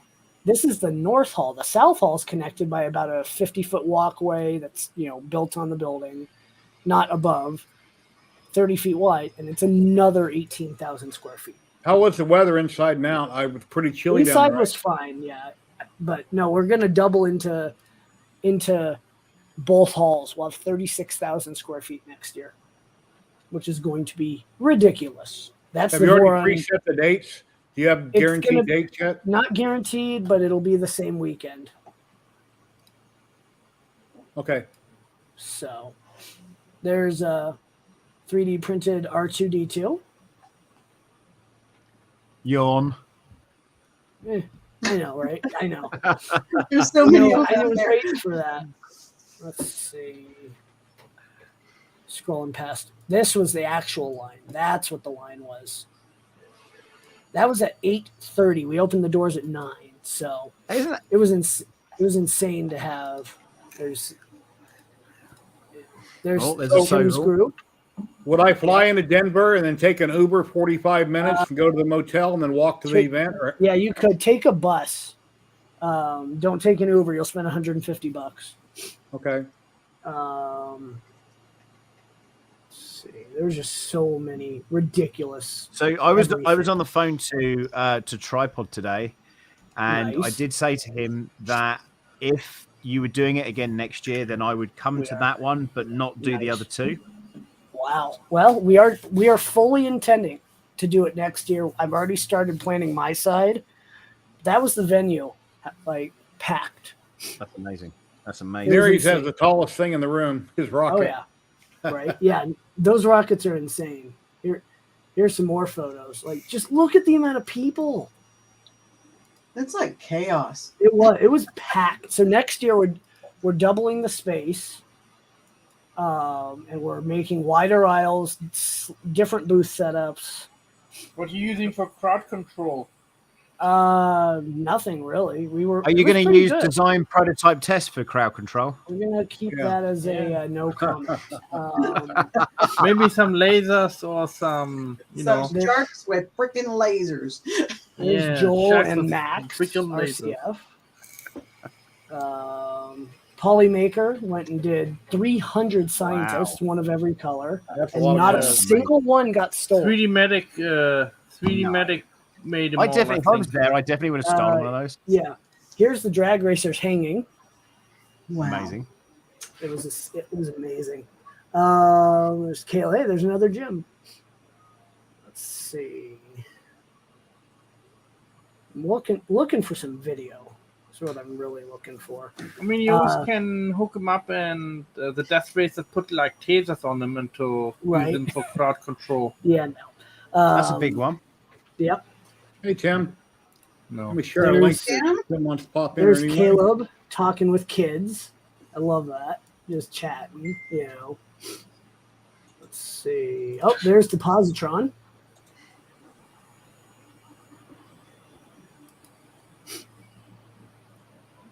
There's Jason and a bunch of printers, and let's see. There's just so much. It was so busy. There's local company Wuxen. They're based in Fort Collins. It was nice to have them. It's always nice to have local Colorado. company, right? There you go. Another drag racer. There's Nerys. There he is. And Chris some Taylor. rockets. Yeah, sprinkler rockets. Oh yeah. Let's see. There's 3D printing Professor Joe. Love that guy. He's so nice. I just watched one of his videos this morning. I think we know Oh, this is guy. he? There's Zolan. You didn't Oh my call God. security on that guy? Oh, sorry. He- Is that so? I thought that was Ace Ventura then for a second. Right, close enough.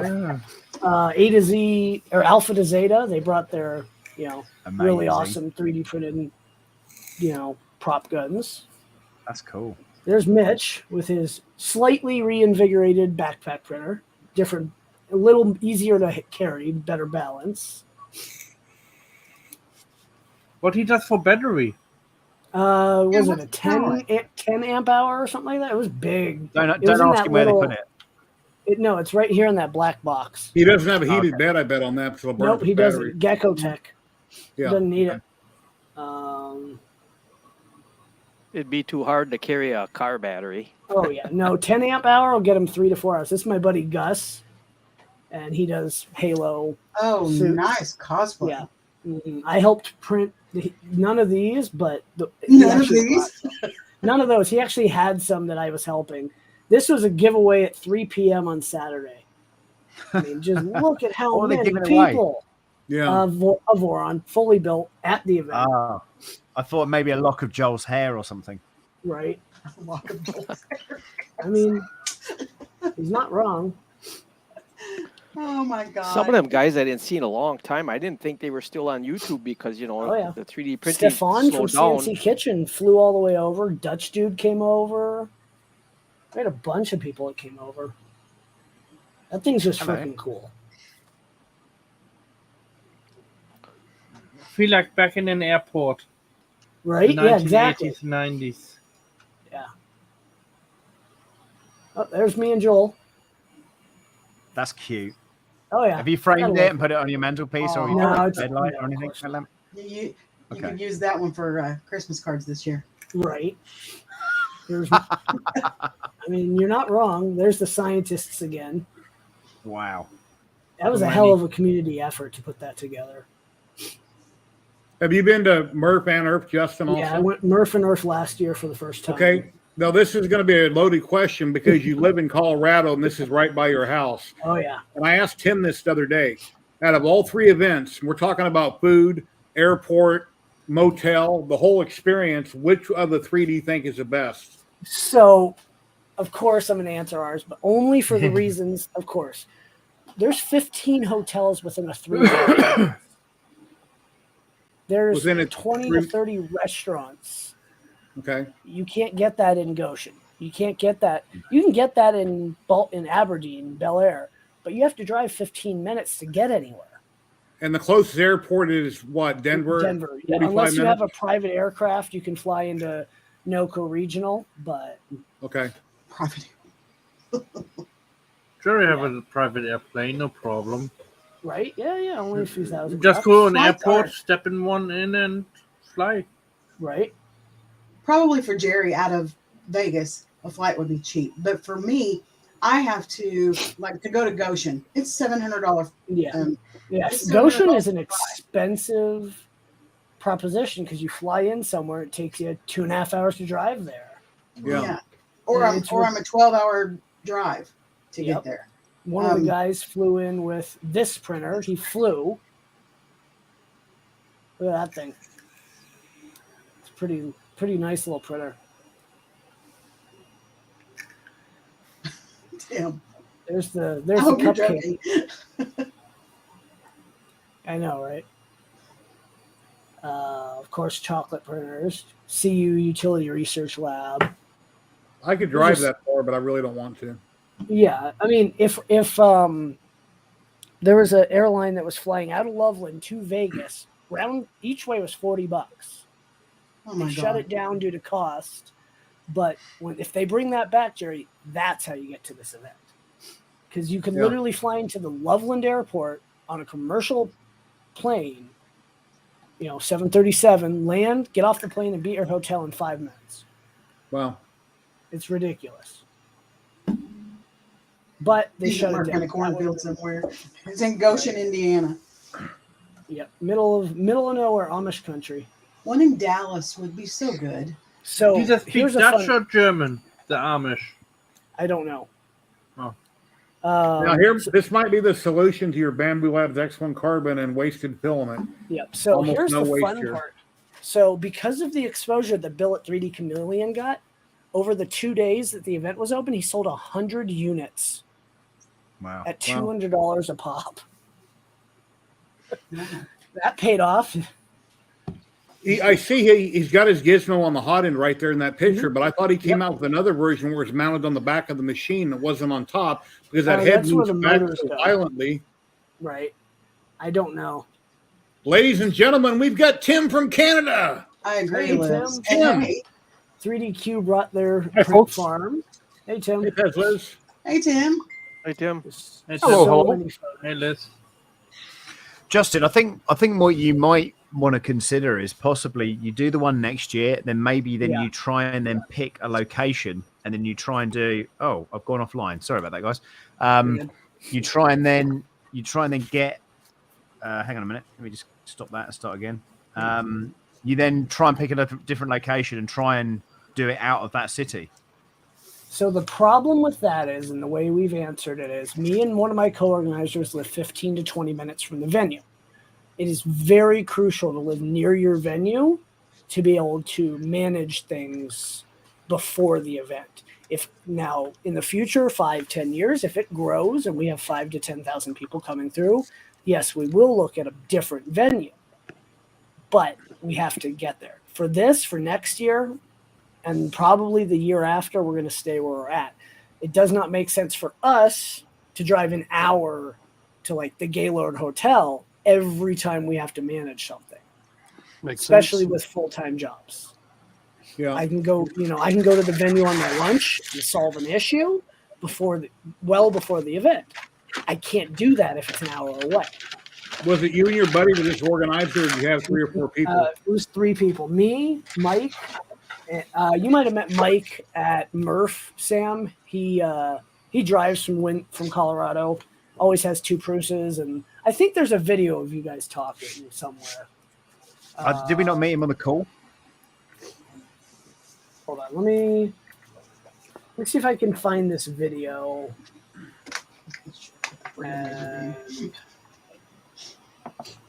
let's see. This is Murph 2021. That would have been maybe. No, he was at there 19. I don't know. I've got to find him. But yeah, he drive. Oh, there it is. It's literally right there. Okay. So let me share my screen again. Then we'll pull up Tim here in a minute and see what he's up to. So There you go. That's not the printer. So always something. Hey, There we go. tripod. So this is his Tripod. table.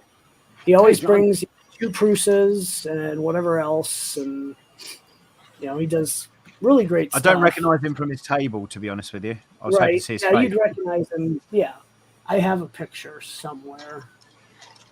Hopefully, it'll show. Skipping ahead. Nope. I've seen a bunch of pictures of him when you're out bath with the death racers. He was yeah. walking around like that. Yeah, it was.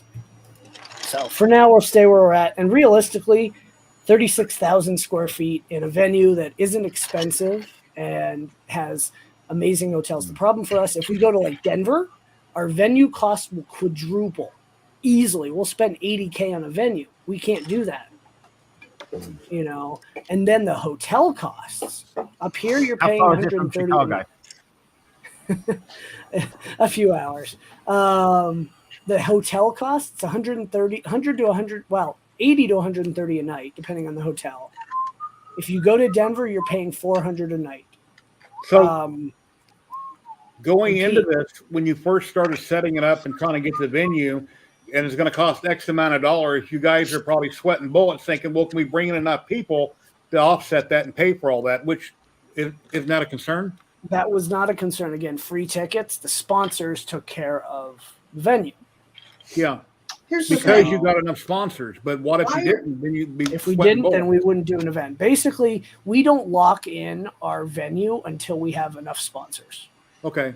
We don't have to unless something happens. But no, we don't have to lock it in realistically until Pete. So you talk about it, you get a lot of companies involved, and then you go public and say, "Here's what we're doing." And everyone I've talked to, minus about 2 of them, want to come back next year. Okay, for sure. And then we have other ones that couldn't. We ran out of space, and so we're going to add space for next year. Pete, we are going to look at negotiating for at least a group rate. And go from there, but that we've got time on that. It's going to be letting them know you guys are going to sell out your hotels. It's only 16 hours from Chicago, and I know Tripod loves to drive, so yeah. Light Source Engraving. If you're off work, pop in and you and Dixon can talk about it. Let's see what Tim's been up to, everybody. Tim, what's going on? How you been? What's going on, buddy? Been good. I am working on getting ready for our Maker Faire that's coming up here in 2 weeks. 2 weeks today. So I'm currently printing a Mecha King Kong model. There's his head. Nice. Oh, that's cool, Tim. Happy Tim, angry Tim. Happy Tim, angry Tim. Anyways, so there's got to be at least 80 or more pieces involved in building this thing. So working on that, and I've got the rest of the printing on the bamboo. I'm doing all the gray, and then I got some black and orange and white pieces to do, and just getting ready for the Maker Faire. We're expecting 10,000 people through the weekend. Of course, Prus is going to be next to us, so we're excited about meeting him and his team. And put him in a headlock. You see him? Just put him in a headlock, Tim. Yeah, I will. We'll get a picture. We'll get a video. Don't forget to give him a wet willy. I will. And then, so today yesterday I had a nice surprise come in by courier. I had all this filament pop up, 13 rolls. We've got a whole bunch of their new Sparkle ABS and ASA colors from Polymaker. Oh, wow. Showed up on the door yesterday. So I've got a really good stock of their filament now. So I got a lot of projects lined up for that, including the rebuild of the Trident, which I'm going to be doing. And of course, we've got the rat rig rebuild going on here. I realized this morning, and I fixed it, that I had the linear rails on the wrong side of my extrusions. So I fixed that up this morning. So yeah. Yeah, they swapped them around on 3-1 something, didn't they? They did. And, I put them on where they were before, and I looked at these parts, and I said, those idiots, they got the left and right mixed up. And it was I did exactly the same thing. I did exactly the same thing. Yeah. 100%. And so then I was looking at the instructions again, and I thought, crap, they moved the rails around to the other side. And I said, those guys weren't idiots. It was me that had the rails on the wrong side. So yeah, we got that all fixed up. I finally got all my spacers in. I'm doing the 3.2 mod, which is no printed parts on the corners on the where the bearings go, and then I've got my whole EVA 3 built up, and so now I'm just waiting on. Big Tree Tech is supposed to be sending me the board that's dedicated to the rat rig, but I don't think they have the 6-motor one out yet. No, they don't. They have don't. the SK. They have the SK Rat, which is for the V Minion, and that won't give you enough. It won't give you enough. No, and so they're sending it, and I said, I don't think that's going to work for me. And she said, oh, we checked with our engineers, and it won't. So I'm going to have that board for no reason, but I'll use it for something else, I'm sure.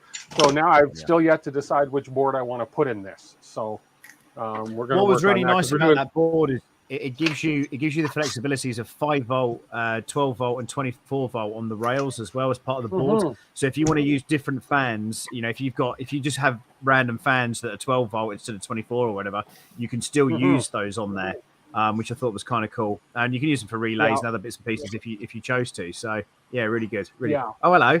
Yeah. Hello. I see models. Yeah. Anything you want to show? Well, I'm just about finished. I don't care. Show this one. Hang on. I'm fine. I'm fine with it. I have to make it. Oh, I want to see those biddies. Yeah. So nice. They're just what are you covering up? Is this what are you covering up? Sure. Oh my god, I'm shocked now. But yeah. So it's so freaking tall that I can't.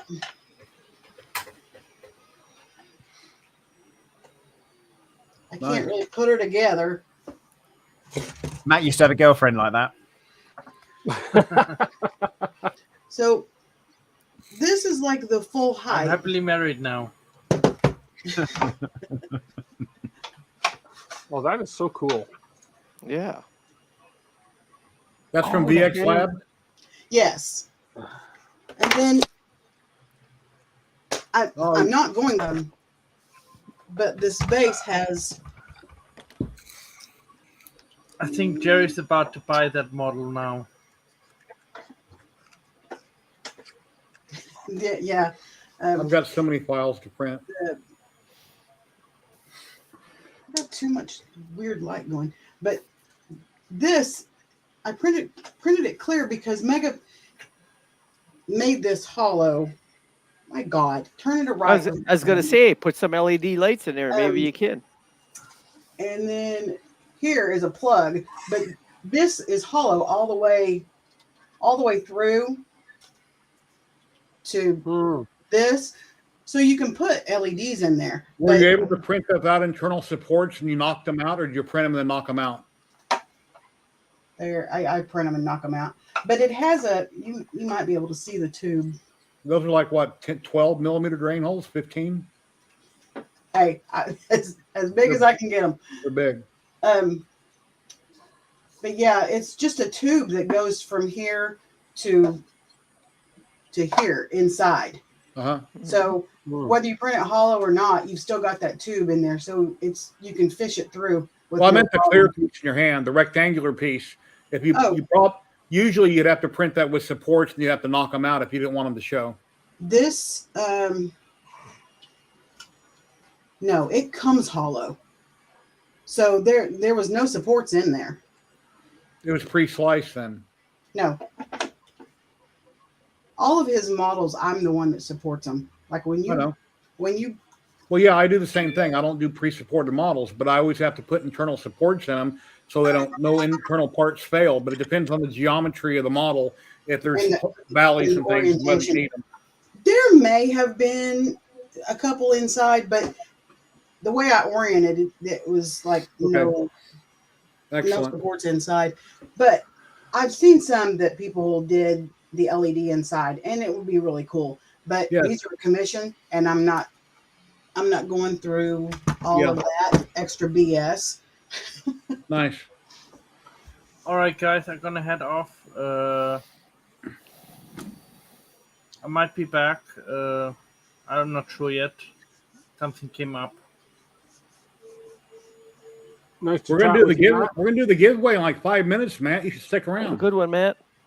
Come on, you know I'm not allowed to win any polymaker stuff. Matt's not allowed to win anything. Prusament. It's Prusament. It's from Prusa. Let me pull the banner back up. Don't worry about it. From 3D Print World, they are donating. Well, it's in chat. Do we have to enter in chat? Yes. Okay. Bye, everyone. Bye, Matt. Love you, Matt. Love you too. I made tie-dye butterflies. Yeah, I've seen your video on that. Those are really cool. I was like, I got all this colored resin. How about I just dump it all in together and not mix it up? And it came out so cool. Nice. So I think I'm just gonna. These are a steampunk butterfly from David Chambers, and so I think I'm just gonna clear them and leave them like that. All right. Right, chaps, I'm going to shoot too, and I'm going to find out where Matt's gone. I will speak to you later. Take care, Sam. Bye, Sam. Bye. Have a good See you, day. Sam. Bye, love you. See you, Sam. Did you just say love you? Our stream of two people where it was kind of going downhill and nobody was popping in. So Sam popped in, helped it out, and then a bunch of other people started coming. I had to go to Walmart and get some groceries, so that's why I was late. Excuses. Oh, I also got my obnoxious nozzles in. Oh, okay. Obnoxious? My obsidians. Are My they huge? obsidian. Yeah, I have them too. call I had them- one I call clog them actually. And the funny thing is, Maria saw the stickers that came with them, and she said, "Why did they stab a unicorn with the nozzle?" And the unicorn blood is bleeding. Well, that is kind of weird, but that's cute that it's a unicorn. It is cute. Somebody sent me some filament. I haven't even opened it yet. Yeah, 3D Printing World last week gave me a coupon code so I could get 2 rolls of Prusament free. It came from the Czech Republic. I had to pay shipping. Shipping to the U.S. was like $18.35, I think it was. And then he gave me another coupon code to share with all you guys today. So anywhere Prusa ships to, you're going to get a code where you can order 2 rolls of PLA, PETG, or vice versa. But you have to pay shipping. And that's like with most companies. You have to pay shipping. So if you enter, like it says on the screen, 3D Printing World, hashtag 3D Printing World in chat. We're going to do the drawing here in a few minutes in one person. If you're in chat, you must be present to win. You email me, I'll give you a code that you can use. You go on Prusa's website, pick out 2 rolls of filament, enter the code. You have to pay shipping, and then bam, it's that simple. And 3D Printing World, compliments of 3D Printing World. Nice. Now, it would be nice if they would let us ship from printed solid. I would say. Yeah, when I ordered, I actually thought maybe it was going to come from printed solid, but it came from Prague, and it got it really super fast. FedEx, it was really fast. So and it was like, sent me some I filament. only have stuff to order, so I would use it. I don't know what color this is. Dual color. Looks like green and Cookie Cat's got some really cool stuff coming out. nice. Nice little. Oh, I'll have to make them a video. A Ziploc bag, yeah. It looks like a silk, so we'll print something. Let me share my screen. We're going to pull that up right now. There's 20 entries right now. If 3D you want to Printing get in World, on right? it, I you're think I put that in responsible for there. paying shipping. So hashtag 3D Printing World in chat, like it's on the screen. Everybody's typing it. You shut Bang the enter, banner right? down. Oh, hashtag. It must be present to win. Did I spell Well that worth right? the shipping price. So, Yeah, I had to pay, like, to me, it was like $18.35 is what I had to pay, $18.35. Yeah. And with a lot of companies, like with TH3D, when you order filament, you got to pay shipping. Most companies, you end up having to pay shipping. But yeah, it's great filament. I got their Prusa orange. That way I can make a sign for my Bamboo Labs out of Prusa orange. It says bamboo on it or something like that. And then I got their green. It's a glittery green. It's called Galaxy Green. Real pretty color. Hey, Dave. Hey, Dave Gatton. Hello. I think Dave can use some filament. Dave Gatton, here, let me show you the banner real quick. Maybe you want to get in on it. Hashtag 3D Printing World in chat. And you have a chance on winning 2 rolls of Prusament filament, PLA or PETG, or a mixture of both. The winner has to pay for shipping on Prusa's website. So if you want to enter, Dave, there's what you have to type in chat. And then I'm looking forward to seeing your live stream tonight at 6 p.m. Pacific. Dave, over on YouTube, Dave Gatton has a live stream where he has 3 other guests on. He has a ton of people in chat talking about CNCs and such. And he's going to be talking about the same smart Jamitsu 4040 that I have in the garage and I've done a video on so far. He's going to be putting his Makita router on it. And they're supposed to send me that adapter, Dave, and I haven't got it in the mail. They're out of stock. I got a thing stating with shipping, and then I got a thing that's out of stock. I checked on Amazon, so now I got to wait a week or 2 before I can mount my Makita on it. But I'm looking forward to put my Makita on it, getting off that little tiny spindle that's on there. Let's see. Let me pull up my screen.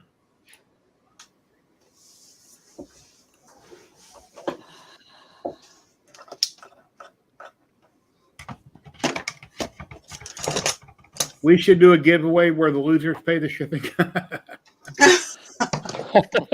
Yeah, Prusament and Polymaker are awesome filament. Prusa's got great filament. Polymaker's awesome. But anyway, so everybody, if you're in, we're going to do the drawing here.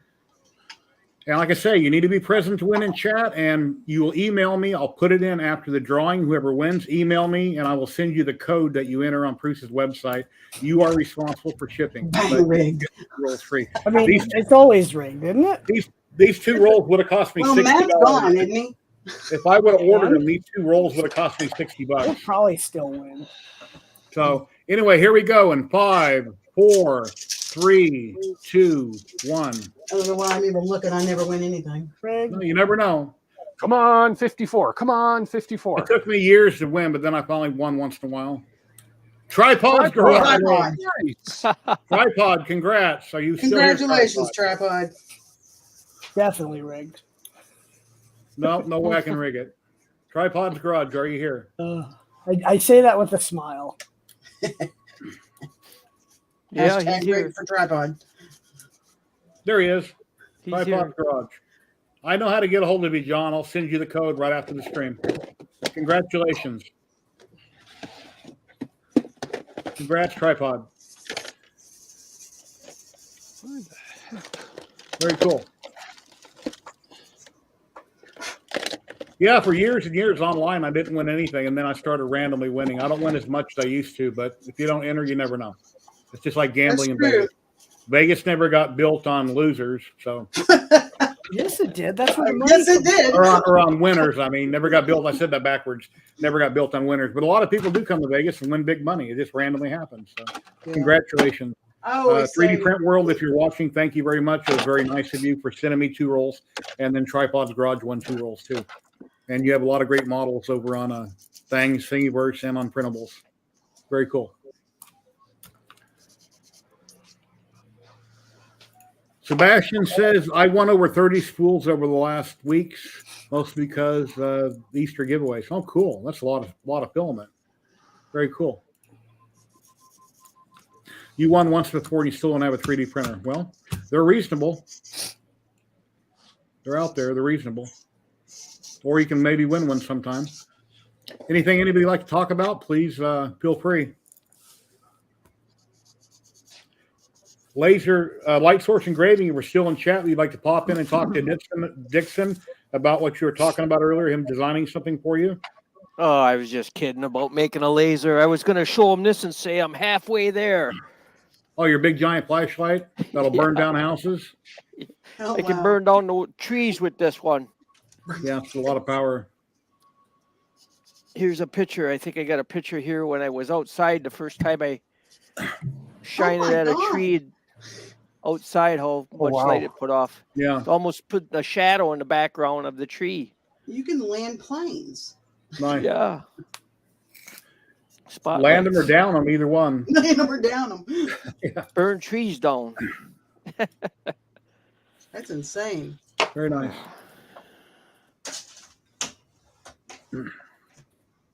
Is that legal, Joe says.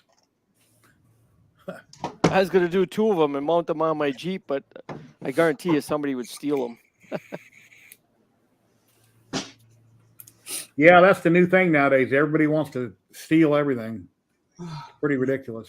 It's all I see on TV everywhere.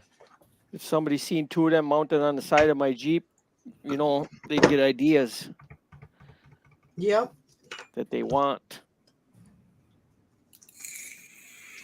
I'm cutting back, Jerry. I sold half my 3D print farm, over half, and I sold 2 lasers. I'm just going to keep my 40 watt. I'm taking all my toys.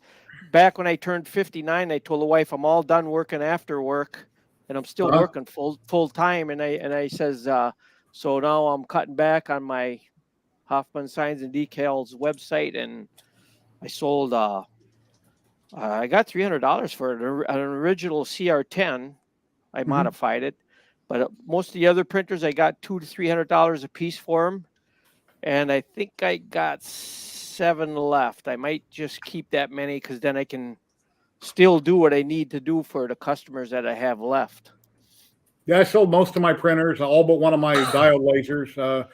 I can't use them all at once, and I've already done videos on them, so I kept the one I wanted to keep, sold the rest. As I get more things in that I actually want to use, I don't like reviewing things I can't actually use. So if a company contacts me with something I'm personally not interested in, I don't want to review it. I want it to be something I want and I can use. So I try to reach out to people to get products that I actually want to use myself. So I still have that 40 watt laser I bought 35 years ago, and that tube is still running good. Jeez. How many hours? But I think on they that? made laser tubes back then a lot better than what they are now. Well, now it's a consumable. Yeah. everything's built to fail. Yeah. Mm-hmm. I'd like to 3D print some tennis shoes.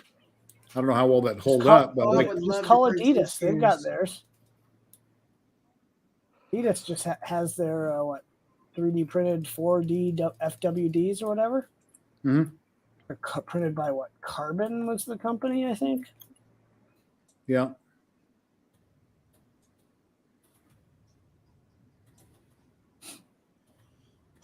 So Tim, are you working on any videos? Are you still on your live streams, or when are we going to see a video from you?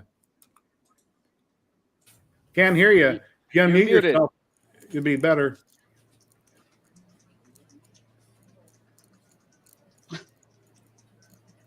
Yeah, you're muted in StreamYard. Click the screen. Let me see. I can't unclick you. Oh, there you I mean, are. oh, Yeah, there goes. I don't know how I muted there. Anyways, I do have videos lined up to do. I have another unboxing to do here soon, but I have videos lined up to do. As soon as Maker Faire is over, I'm going to work on more videos now. I've got, Thank you, Kate. Have a great weekend. yeah, I need to do more shorter videos in order to get my subscriber count up Okay. because I can't depend on the lives. So Yeah, my video that I just did on the GMC 4040 from SaneSmart, the little CNC machine, that video was like 24 minutes long. I just film all the footage and I edit it where I edit it, and it's as long as it is. I don't try to make it a certain length. I just film everything I want to film, and I cut it down wherever I think I have to cut it down. And then once I render it, that's how long it's going to be. So right. it can't be too short because then I can't say everything I want to say. A lot of companies are trying to compete with TikTok, but I actually like the long videos. I like the longer videos. Yeah. Right. Too. I hate the shorts. Yeah. Oh, the shorts are too short. I'm going to be aiming for 10 to 15 to 20-minute videos. Yeah. No. Well, if you've done a video on a product or something and then you want to come out with a short capitalizing on one thing you find funny, well, that's good for a short, but not your whole video, obviously. I wake up every morning, I grab a Monster, I sit on the couch, pet the dogs, and I watch YouTube. And I just scroll through all the recommended videos and I watch everybody's video I like. And then at some point I get up, get dressed, and then I go come out in this room here where I'm at all day, usually. So, but YouTube and a Monster every morning is how I start my day. I do a lot of YouTube. I sold my lathe milling machine I had in the basement. It took 4 guys to carry it out. Mm-hmm. Oh, wow. But I sold a lot of stuff to clean the basement out. Like I said, I'm switching over. I just keep enough toys, my lasers and stuff for my hobby now. Let me find this channel here and I'll share it.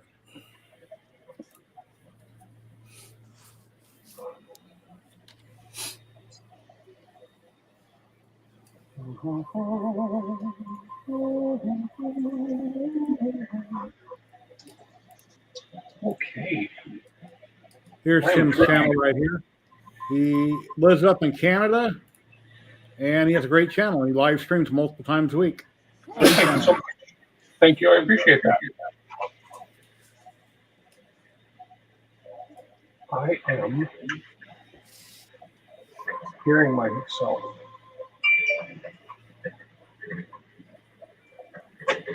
Yeah. Yeah, I should Yes. call my wife a monster. I can call her. I have other names, but we can't stand. You better be nice. She'll whoop you. Yeah, she'll come out here and hit me or something, thinking she's tough. Thinking she's tough. Yeah, Pete just subbed you. Thanks, Pete. I know you just lost my video. That's okay. Ladies and gentlemen, we've got Sebastian popping in. Hey, Sebastian. Hey, Sebastian. Hi. How's it going today? One is from Blvd. I can unbox it now. It's a laser model Cool. for 3D printers. It's the 10-watt version.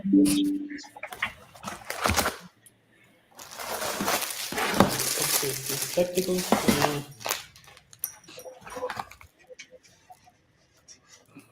It's a miniature replaces editor the 3. replaces the whole electronics. You can plug the motors in the end stops in here. So I guess you can use it with any printer.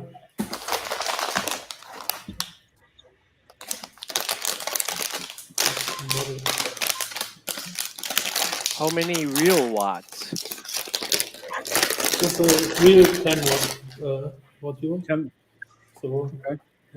2 diodes in it.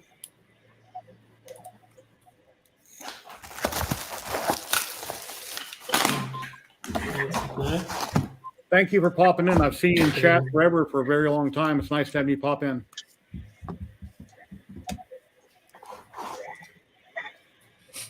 They gave 200 of these away in the Facebook group there.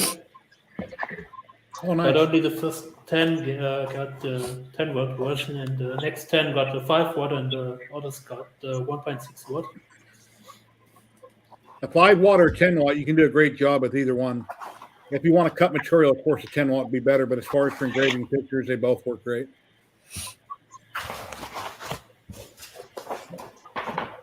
And I guess you can mount it on any printer now.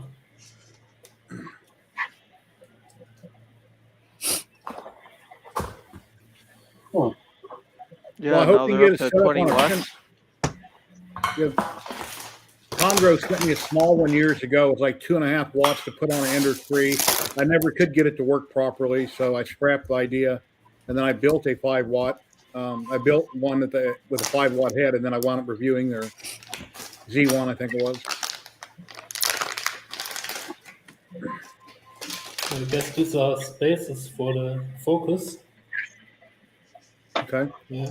So as you can engrave, cut, or cut deeper, and level it with this part.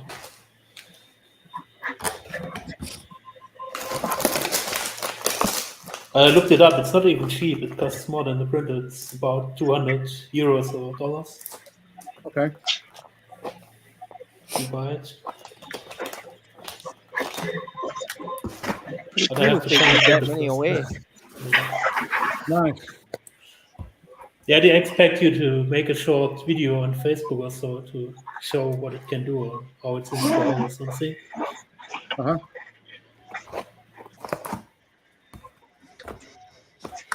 But they give a lot of stuff away. You have to look up the Reality 3D Print Plus group or DIY or something like that on Facebook. They give a lot of stuff away there lately. Where do you live, Sebastian? What country are you in in? Germany. In Oh, Germany. Germany? Okay. Yeah. Very cool. There must be companies in China just popping them things out now that everybody's buying lasers.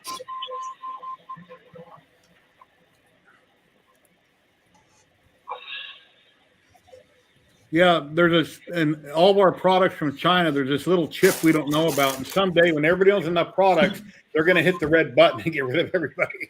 He already owns the U.S. anyway with all our population control. Yeah, they got chips. They got chips in them that sterilizes you. Yeah. That's okay. I'm old and I don't want no more. Exactly. It doesn't matter with me. Yeah, tripod's got a few lasers. Yep. Quite a few.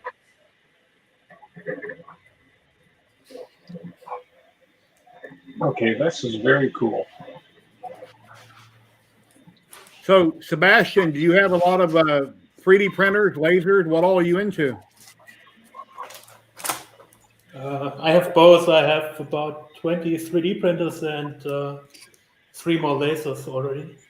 Oh, nice. I also got the new laser Falcon 2, the 20 watt version. But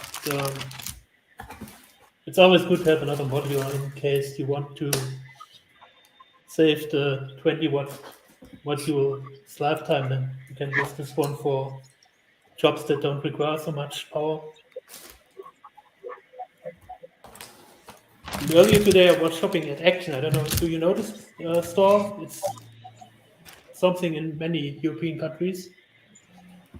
Now I bought some colors to paint some prints. I didn't even know what to buy, but some of these giveaway contests require nicely looking models. So I thought maybe if they're in tubes, they're probably thick like toothpaste. You'll have to thin them down to paint with them properly.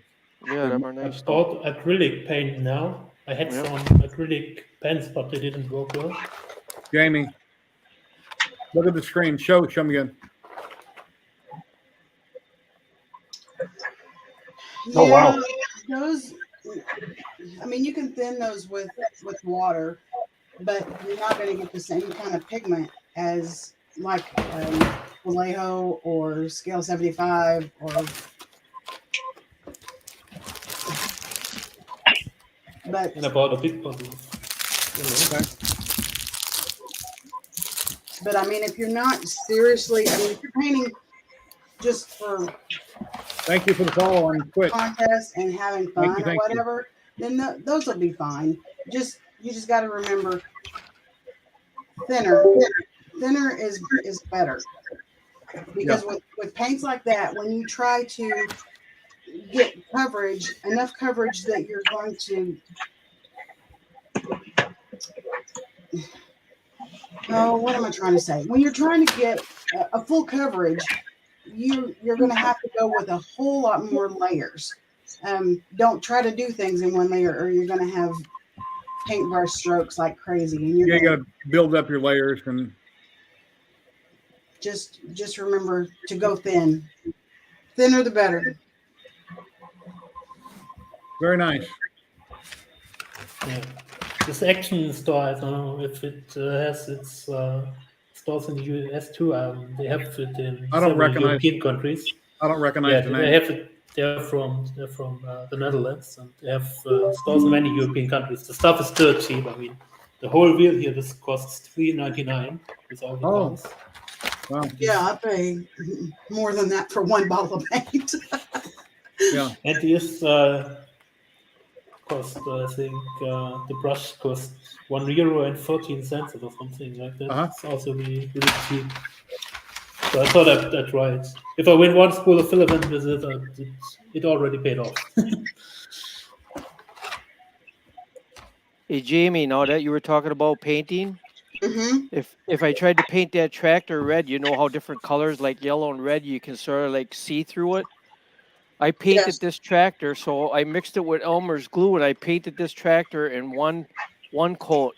You can do that. I do a lot of the base on these is Mod Podge and black primer.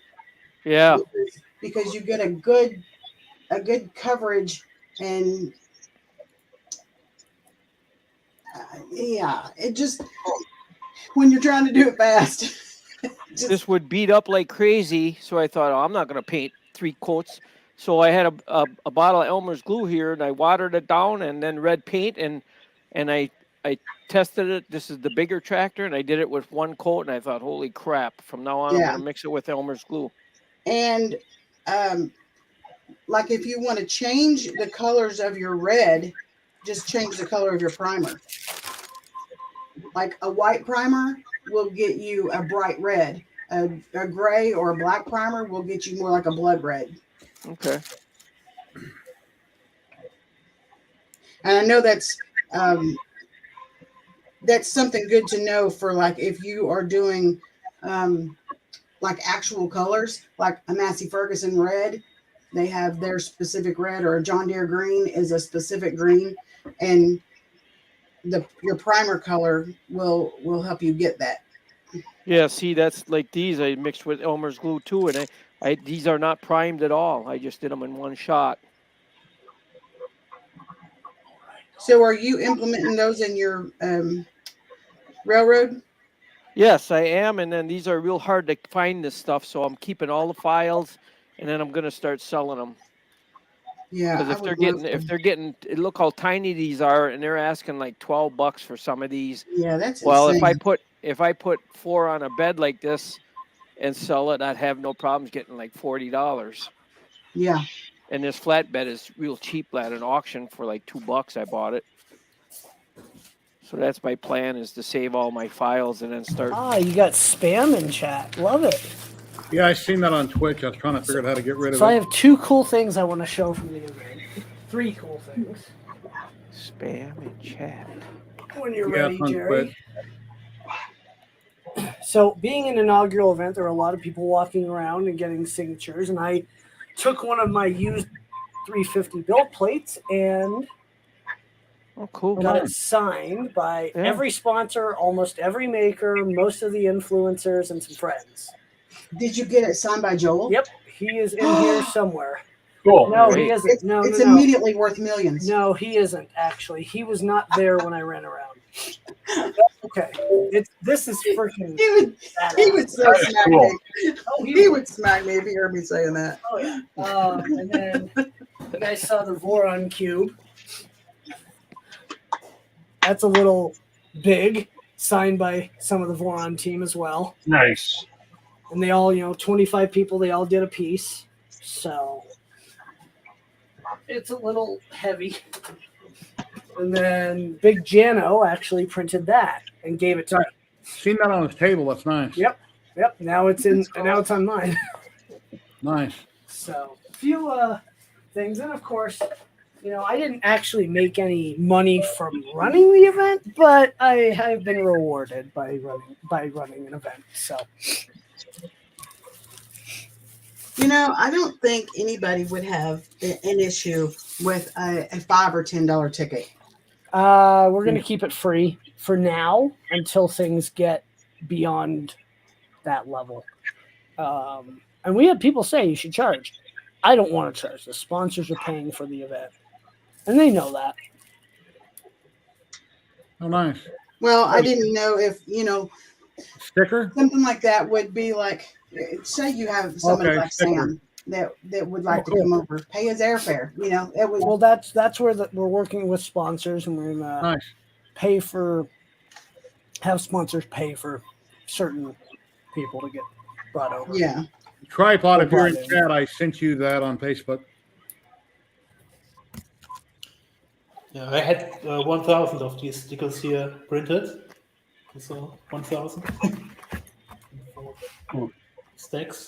And I sent you some, Jerry, to the address that you wrote on the envelope that I got from you. Thank you very much. Maybe they'll arrive next week. Unfortunately, the colors are a bit dull, but very cool. I think you can see that this is a rainbow color PLA spool. Yes.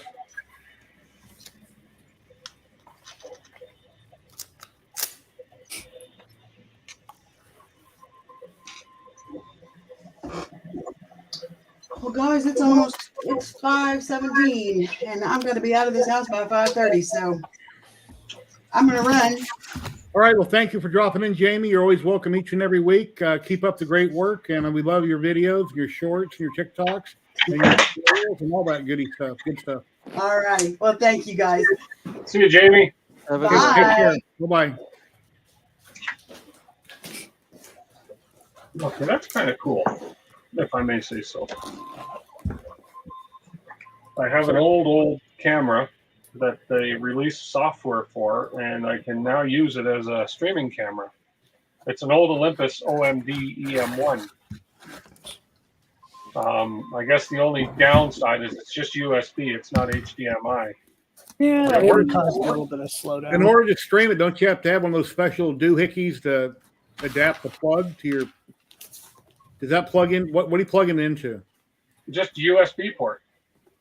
Oh. Plug it into a USB port, and it works because this right here, this is the image from it live right there. Okay, because I have a camcorder that I had to buy a special HD. I got to think a cam link in order to plug it into my computer. Yeah, I mean this is not bad. And manual focus, but no big deal. Yeah, very nice. Not bad at all. And then I have interchangeable lenses for it as well, so which is kind of cool. And then it's got the zoom lens, so that's great because this camera never gets used for anything. The only negative, I guess, the only bad part is it's relying on battery power only. Ooh, they don't make a AC adapter that sits in the battery. If you on this particular one, no, this is an older model. Now they might, I don't know, Yeah, but my Sony has. I'm using hardwire power that just goes there you right go. where the battery is. There I'll you check go, and see what- engineer and 3D print something. Yep. From what I understand, this battery should go about 2 hours, Ain't bad. which isn't bad. No. So, but I'm happy that I can actually, instead of throwing out or giving away or selling this camera, use it. So, yeah. Anyway, Yeah, it's the pretty same cool. with Nikon cameras. You can buy a broken battery and remove the lithium ion cell and solder in a power supply, and then Yep, you can that- use the dummy what I use. battery. Yeah, that's what I got on my new Canon I bought, my DSLR. Yeah, my Sony is running off of a dummy battery. Yeah, or it's got a battery thing in it to plug in. So that's not plugged into your ATEM. It's plugged in. This is just plugged straight into the back of the computer in the USB. Yeah, Okay, the ATEM needs HDMI. I'll have to try that with mine. How is Sony doing? I know when they first came out with their digitals, they were kicking butt. Oh yeah, their mirrorless are amazing. That's what I'm running. I love them, and I only use it for that. Yeah, I'm running the A5100, I think, and it's going Running to the A6000. Going to Love HDMI. mine. Yeah, mine's probably 8 years old. Probably last me another 10. They're well built. Sony's always been good with tech. You know, they always take their time. They do it right. You know. No, all I need is a tripod. Oh, tripod, where are you? A lot of them companies would be in trouble because of the cameras on the phone. Oh yeah. Well, yeah, but that's the cameras on the phone will never catch up fully with. Right. It's not like a professional. I tape some of my videos with my Canon, but I tape most of them with my cell phone.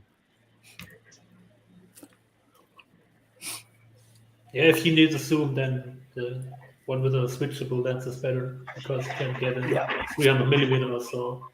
Zoom. Yeah. So if you want to do bird photography or something like that, wildlife, then phone is not optimal.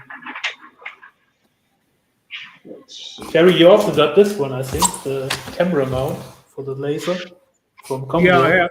Oh yeah, I have that one. That I didn't sell. When I sold my other lasers, I didn't sell that. I still have that camera. The problem with that is the camera mounts lengthwise with the rod, so when you configure it in Lightburn, your image is sideways.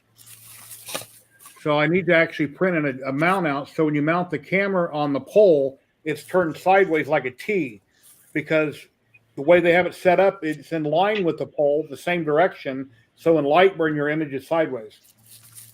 Kind of irritating. Okay. In Lightburn, you can't flip it. I know the Lightburn team. Send me images of what's going on. I'll send it over to the Lightburn team, and they'll fix it in a day. Okay. I know quite a few devs of the Lightburn team personally. Half of them were at the event, and they were just there. Yeah.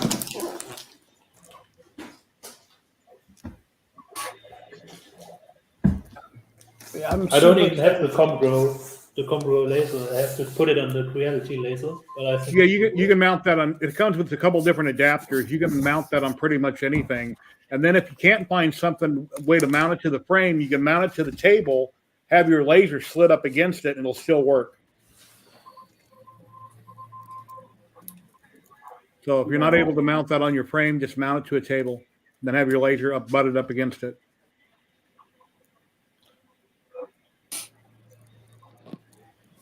So Dixon, been a long time. What you been up to lately, other than just selling stuff off? Just staying busy with my HO scale. I'm still working full time. Do you have any pictures of your train setup and all that? Oh yeah, I got a lot of pictures here. It's getting pretty big. For only doing it for 6 months, I got 67 buildings and they all have LED lights. I'm looking for a video here.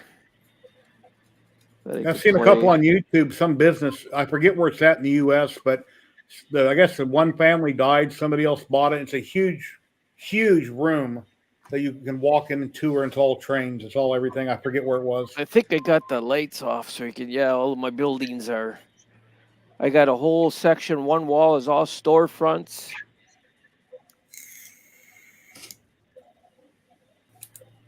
And then I got the whole back wall is all industry.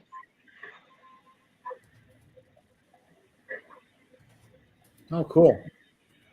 And that's my train yard there on the next to the industry. And then I got a whole section going down the other side of the wall and then down the middle. And now I just finished a lumberjack area where I got a pond and everything and a big bridge I built. I hope you don't live anywhere in a country where they have floods or tornadoes. No, my basement is all totally dry. Spider webs in the sump pump area. Never ran. Okay. That's This cool. is my lighting substation, and I got another table I started on the left side of that, going down the middle of the room with that's going to be a winter scene, and I just finished the They do? lumberjack area. I didn't know they had a button that I could flip the camera. I've never seen it unless it's something they added. I need to find out where that's located. I gotta look and see if you can. Yeah, it's funny. I go down there, the grandkids play around. My granddaughter's only 5, and she can run the trains real well. And then I'll go down there, and all of a sudden I'll find pigs in the stores and all over the place. This is I just poured this and made the bridge area. Oh, cool. It's all lumberjack area, and I just made this was by sawmill. That's another thing you can't buy, this type of sawmill. So I 3D printed one, and I just finished the building around it. My granddaughter is eye level. She goes, Grandpa, why is there a hole in the roof? I got a hole in the roof. I said, so the adults can look down through there and make sure the guys are working. She's so short that she looks right through it, eye level.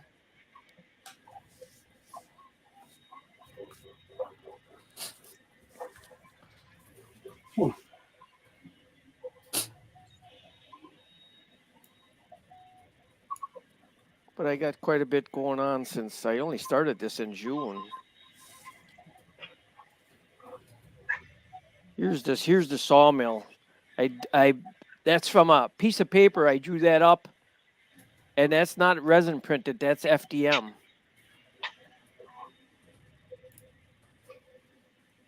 Oh, wow. Light source engraving. Thank you. I snipped that, so I remember to look that up.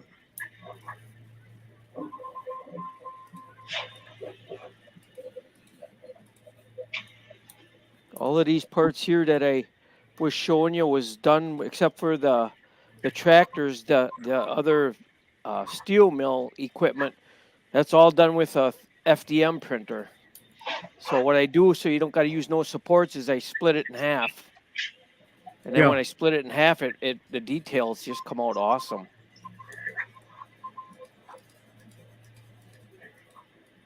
So if I can get away from doing all that work with a resin printer, that's what I do. Makes it easier.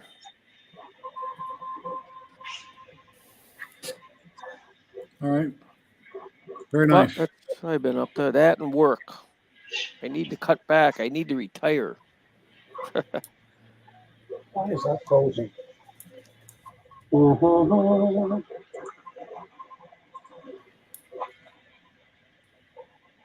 Sebastian, it's camera's buffering. Tim went black. Yeah, I'm. Okay. Oh, I know. Okay, I know what I did wrong. Just me being an idiot. That's okay. That's all. Okay, well, I'm glad that other camera's going to work for me. Okay. Sebastian dropped. Thank you for dropping in, Sebastian. I appreciate it. Yeah, Nice meeting you. Okay, just all I need is another USB extension cable. Well, there are devices that you can plug a USB camera into an HDMI, but they're expensive as all get out. That's surprising that they had software that you could update that camera. I know, yeah. And you don't. All you do is install the software, and that's it. And then it recognizes it as a source in OBS. Yeah, that's a good deal. They usually don't never do that because they want you to buy So- something new. Go to here and I'll deactivate now and activate. There we go. This cam. There we go. Now it's working. Okay. Yeah, I just have to get an extension USB, but I'm going to be curious to see how long the battery lasts. But I'm going to see if there is a battery thing you can put in there, like I did on the A5100. Some adapter, yeah. Yeah, because this camera is so much better than a webcam. So Here's a link to Light Source Engraving. If anybody would like to subscribe to him, here's his link right here.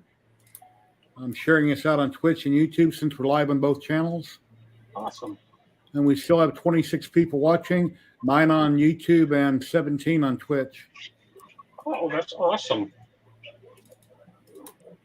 We had a guy up here, one of my buddies in Fond du Lac. He was, when they first came out with them, they changed batteries on the Milwaukee drills and all that. He was printing, he grew up and was printing them adapters for the batteries. And he got up to $30 because of such a demand. No, that's great. I mean, he was making money like crazy. Identify a need and take advantage of it, and you can make a lot of money. Yep. Let's see what we're opening. I think he's going to show us his camera setup here. No, I got something new. I don't know. Have you ever used something like this? It's a filament joiner. I got this in the AliExpress sale this week. Oh. Oh, yeah. Yep. Splicer. Filament splicer.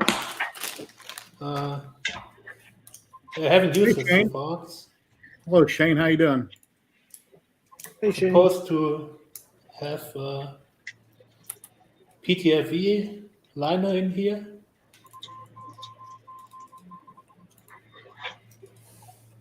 And you can use 2 strands of filament and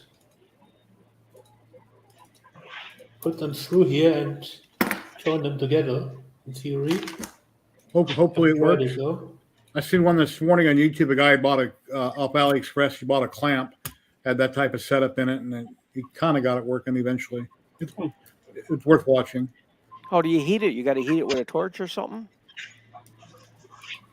That one, I'm assuming a lighter or something.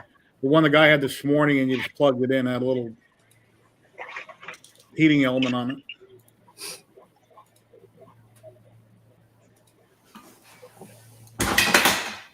I guess I have to use a lighter and then. Oh, there you go. Okay.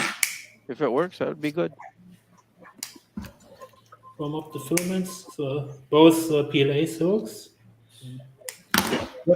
And I assume you would put them both in, and you would heat it in the middle, and then you. Right. I think that middle is probably fireproof, and then you heat it up and fuse it. Maybe like that. And then have to slide it back through or something, I assume. Because once you heat it, then you're going to want to carefully push one side, say the clear through to the brown, and push it through to. I got it. Maybe. And now you're supposed to move it back and forth, back and forth, and back and forth, and back and forth to give it the shape of this PTFE. Oh, to clean off any excess. Yeah. That cools down. See, it worked. Now we have dual color PLA on this side and that worked single color. Can you pull it? How strong is it? Well, a little bit of pull. You gotta let it cool, I guess. Yeah, you gotta let it. I guess it's good enough for have to experiment. Yeah, that's pretty cool. My idea was to make faster changing rainbow filament, which like changes after 20 centimeters or so filament, and not after, I don't know, 8 meters or so.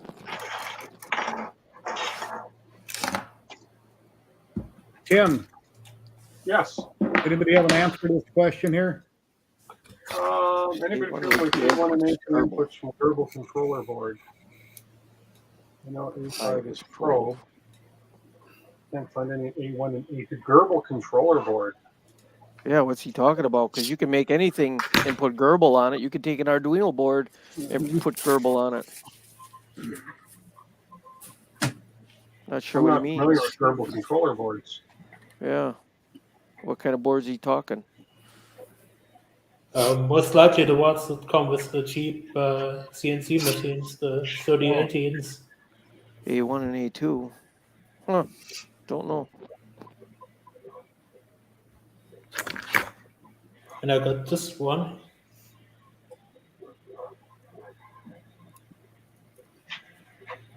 This is supposed to be a extruder with an included cold end, like the BQ H2 ones, but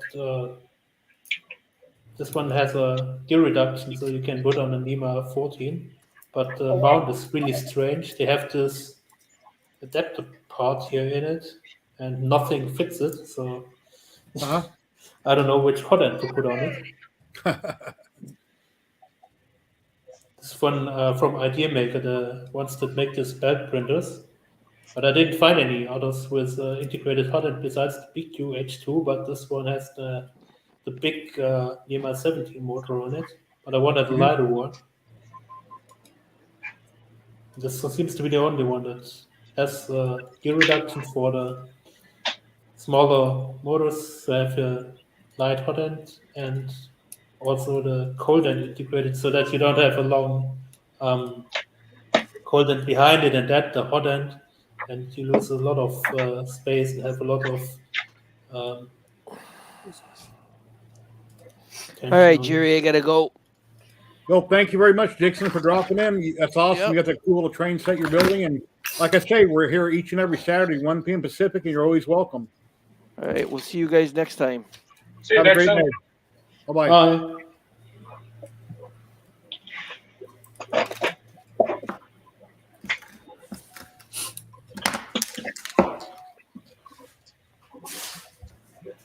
So I guess Calgary is Joseph Prusa and his team's last stop before they head home. So I'm going to see if they need their load lightened so they don't have to take any excess stuff back to the. That's how all the conventions in Vegas work. They don't want to take their stuff back, and the last day they have deals. I'll say, yeah, so that didn't happen at our event. They wanted everything shipped back. Wow. Well, I'll say, hey, that XL's a bit heavy. Like, yeah, you know. No, you'll love this. So the XL was delayed in customs, showed up last Friday, like mid setup, and it showed up at where we had it shipped. So we had to go get it, and we messed with Shane, not Otter's Datagen, but same old Shane, and we were like, it never would have made it, and we're too honorable for that. But when he was packing it up, we're like, that can just stay here till next year.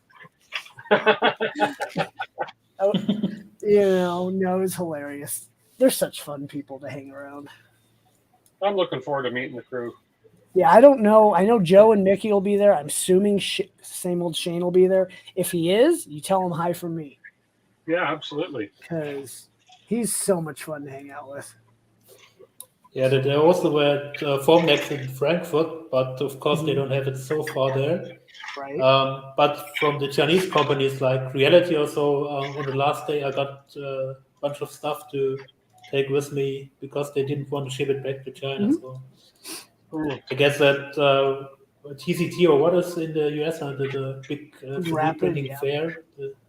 If you go there, you can probably also pick up a ton of stuff from the Chinese companies who just don't want to ship the stuff back. I know. Well, the UK, they have the droid makers conventions that Sam goes to. I don't see why they couldn't have something like this. Why they couldn't organize it and just set it up. I don't understand. But then Matt German says you can't have yard sales, so I don't know. Yeah. Well, we had a swap meet table at the venue, and it was private sales only, no companies. So I sold a printer and my unopened Fucus FE20, and my co-organizer sold some stuff. There's people that showed up that sold some stuff.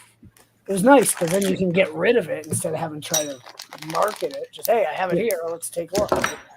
Well, the reason for vendors even coming is to make business and sell things. So whether they do it there or you do it online, they should be their choice. So this is the one that's the one I'm printing and building for the show. This guy. Let me make that picture bigger here. Oh, cool. Yeah. So he's about 80 pieces in total to print, and everything moves. His I think jaw I've seen opens- that somewhere. He Yeah, snaps pretty- together or he glues together. He snaps together for the most part. There's a few pieces that glue, but he snaps, and it's from a site called Toymaker 3D. So I have that one, and I have this guy here as well. So they're fun. I mean, they my local guy from 3D Lab Tech, when I was over picking up some parts, he had one built and he showed it to me. I said, I got to go get that. So I bought the STLs and I'm printing it now. So it's pretty cool. Really well done. Seller It'll be Nerd says I found that A1 is hold, A2 is abort. Then I guess I'll connect the e-stop to A2, not A1, right? I don't know. If it's an end stop, I don't think it'll hurt to try either because it'll either work or it won't. I don't have an answer. I would Google it or find a video Yeah, on it. Probably. Yeah, I'm not sure. He says it's a standard controller board. This is made by Anoy Tools. I've got it on a self-made laser. Oh, okay.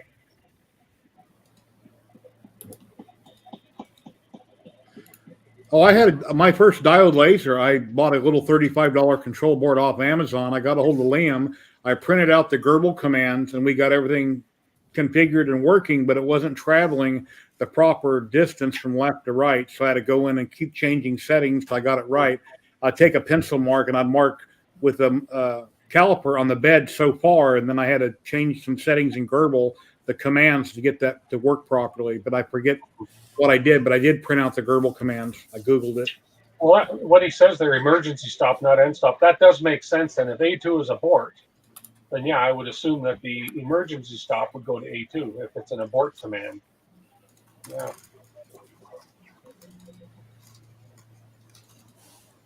But I don't know enough about that. Or don't wire an emergency stop, just unplug it or flip the power off. You can't figure it out.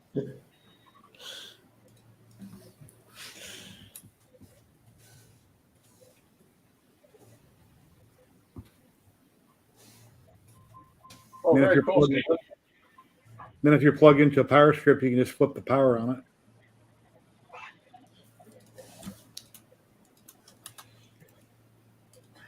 Yeah, I think there's this meme about levels of turning a computer off. One is just shut it down. The next level is to pull the plug. The next level is to turn the breaker bar off in your house, and the next level is to blow up the power plant.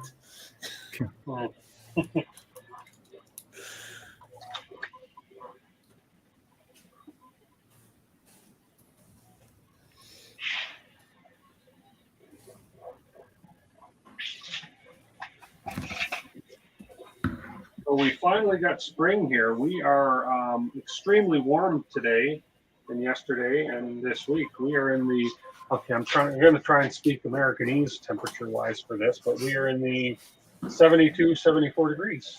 Yay. Wow, I'm 95 degrees Fahrenheit and sunny here in Vegas. I was going to say, Jerry, you're going to top that big time. I know, but for Canada, for Alberta, that's not bad. Well, take a good look at my arms right now. See how white my arm is right here? I'm going out to Port tomorrow to visit my brother. I got to help him with a lot of stuff on his property. So next Saturday, I'll probably be pretty dark because I usually, when I had a job, I would get very dark very quick. Yeah, you'll have a farmer's tan. Yeah. Pull your shirt off, and you have the white shoulders. Yeah. I've got a big scar in my stomach when I had surgery a few years ago, so I won't be taking my shirt off. I got a driver's tan because I have one arm that hangs out the window, right? It's always although I got a sunroof in my new car, so I may get headburn. Here we have 10 degree C outside, so about 50 degree Fahrenheit. Okay, yeah. We hit 21 today, Celsius. So.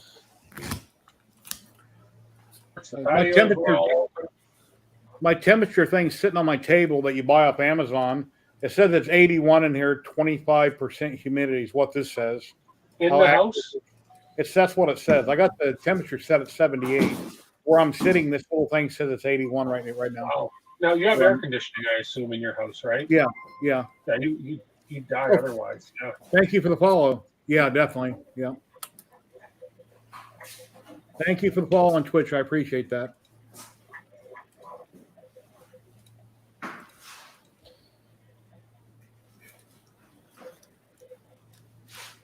Let's see.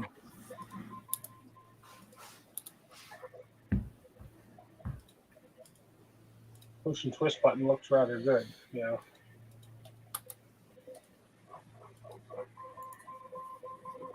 Yeah, I haven't been outside much, Richard, today. I don't know what it's like at the moment. I think I was out this morning briefly. But I got to drive out to Prump tomorrow. And that's, as you know, it's like an hour from Vegas. And Prump is just dirt and hot. But so in the winter here, we get what's called wind chill. So, they'll say it's -10, feels like -20. Do you get heat chill there? Like it's 80, but with the wind, it feels like 90? Well, with the wind, it'd be cooler because it gets really hot. Yeah. But I can take the heat better and I can take cold weather. And then here in the wintertime, it's not really that cold. I mean, we might have a week or two here and there where I consider it cold. But most of the time you can wear shorts year round. Most of the time. Yeah. So there might be a month of, cold weather. It's all relative to what you're climatized to, really. Yeah. Because your cold would be my shorts and t-shirt weather. Well, I worked construction for over 20 years, so you acclimate to the heat. And you're out in the sun, you're burning up, you're sweating, but you don't care. That's what you do for a living. You're used to it. Now that I've been retired for 10 years, in the middle of the summer, I walk out front and I turn around and come back to the house. If I don't have to be out there, it's like walk into an oven. But you have to acclimate to it and get used to heat. You do. Otherwise, you get sick from it. Yeah. Well, it's like those shows I was watching on Disney Channel. I was watching a show. It's a show about a group of people that went up for 8 or 10 months to film polar bears in the Arctic. And my goodness, what they put up with. Oh, yeah. I couldn't last an hour there, and they go there for months. So. Well, Shane, if you have a car when you come to Vegas, let me know and you can come by and visit. I live out by Nellis Air Force Base, Hollywood and Cary on Sunrise Mountain. I'll have to take a drive down there one year as a little family vacation. It's not a huge long drive from here. It's about 24 hours from here.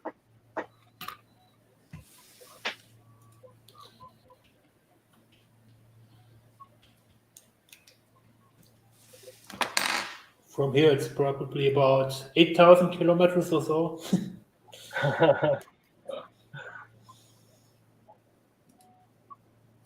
No car? Oh, Final Fantasy thing? Okay. Cool. Ladies and gentlemen, we got Light Source Engraving, Patrick popping in. Hey, Patrick. Hello, Patrick. What's up, guys? How you doing today? Just got home from work. Awesome. So thank you for dropping in. Yeah, I hoped I'd have some time and get home quick enough to pop in for a little bit. Cool. Yeah, when I done that video on that Lightburn camera, at that time, I even talked to Richard. Rich, there was no option. So unless that's something they've added where you can flip it now, but at that time I couldn't flip it. Yep. And I was irritated that there wasn't an option to flip it, but that's cool if there is. Yeah, there is now. Let's see. I can fire Lightburn up and pop it on the screen if you want. Sure. Yeah, I screenshot what you said so I can look it up on both my computers. Let's see. Let me get everything opened up here. So you guys everybody having a good day today? Yeah. Very good day. I tried to listen as much as I could while I was at work, so I think I caught most of what everybody was talking about. Now I've used the filament will do it. Now I can't. I broke it, but it's. Well, as long as it holds it pretty good enough to get to the extruder, you'd have to experiment. Maybe it'll be good enough that it would work. Don't you hate when work interrupts your hobby? Come on. Yeah. There we go. Let's see. Let me just. There we go. Let's see. All right. So when you come to just a regular user preferences under the gears right there. And then just look for, come on.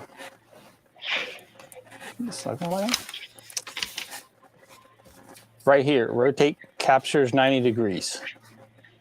Okay, I see that. Where did that pencil come from that you're highlighting with? Where's that from? Here, I'll bring it on screen. That's another app you downloaded? Just a little app called Epic Pen. It's really handy because you can do, let me get back to my pointer. Can't see. You can do arrows with it. That's cool. Oh, let me get my arrow up here. There we go. You can do arrows. You can change the collar, do collared arrows. Oh, wow. That's cool. If you're doing a tutorial, you can just go on the screen real easy. Yeah, you can write text on the screen and then just delete it all with a click of a button, hide this, move it out of the way. It's a pretty neat little app.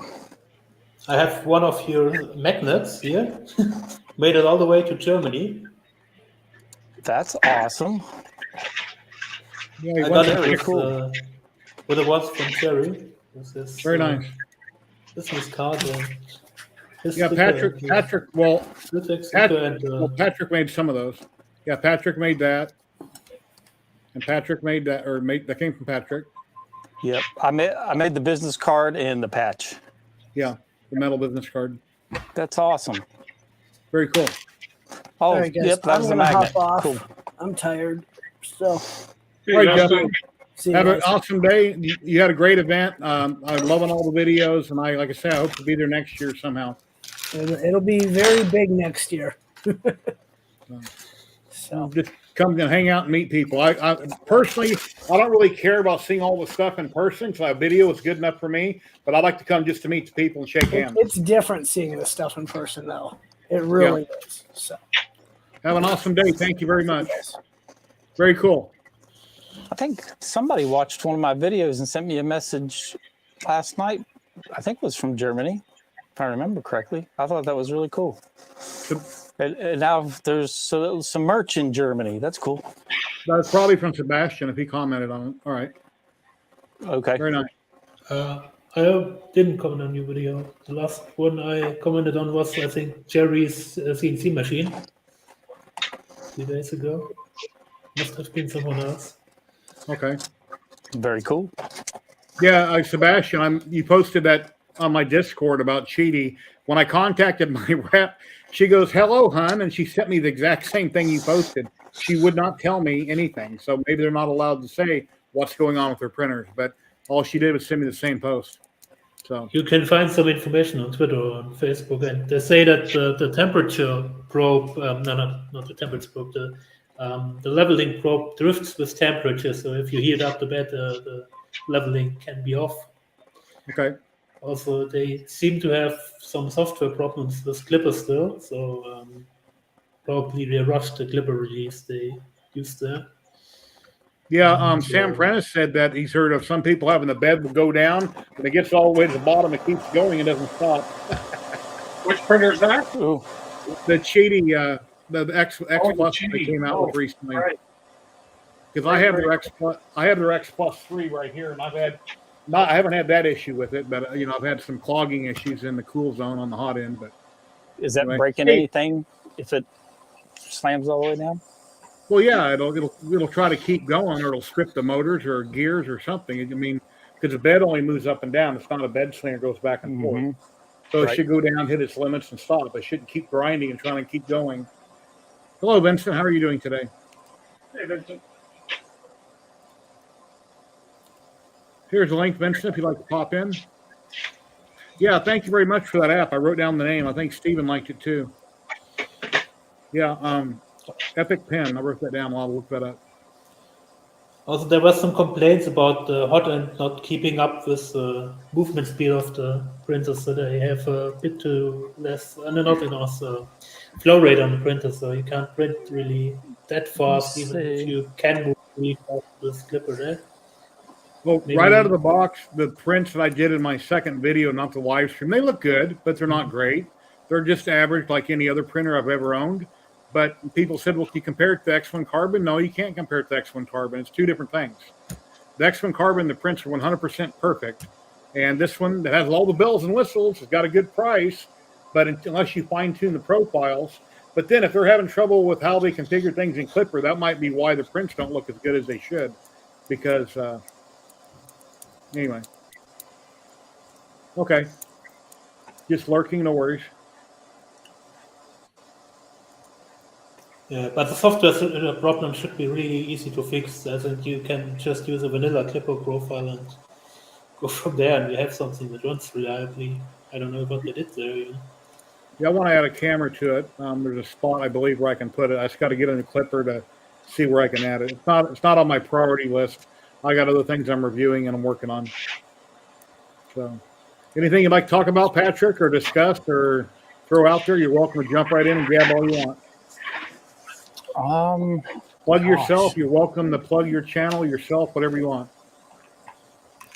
Let's see. My latest video's out and doing pretty well. I did a tutorial. Let's see if the camera will pick this up. Let me get my face out of the way.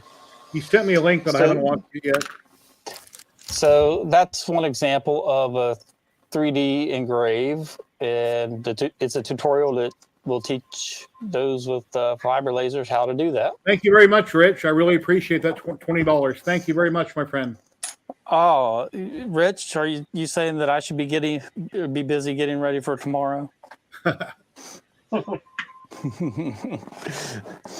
Thank you, Rich. I appreciate that. That I can show you. Let me grab the test piece. I've got a button for that. Let me find my button. Here we go. Here's a button for that. Awesome. Super chat. Thank you. Thank you. Much appreciated. So on tomorrow's Laser Makers Realm live stream, the four of us will be making this 4-layer We the People Eagle. Let me get my eyes out of the way. Beautiful. So even though I hated painting, I painted this. So the first layer is white, and then the second layer is the blue and the red. The third layer is the green and the white, and then the fourth layer is the yellow. So the three of us will each be cutting these out at the same time tomorrow and then comparing our final results. And then the three of us made our test pieces as well, just to make sure file work. Because you're using basically poster paint or Walmart paint and you're painting each layer one color, you don't have to be skilled at painting and it'll come out perfect. Pretty much, yeah. Unless you want to get really fancy. Yeah, beautiful. But there will be a coupon code during tomorrow's live stream so that anyone will be able to download this for free from Patriot Nation Designs. They're kind of sponsoring it by allowing us to give away one of their files. So anybody who watches... Richard, he's saying no about something, so I'm not sure what he's saying no about. No what? I don't know.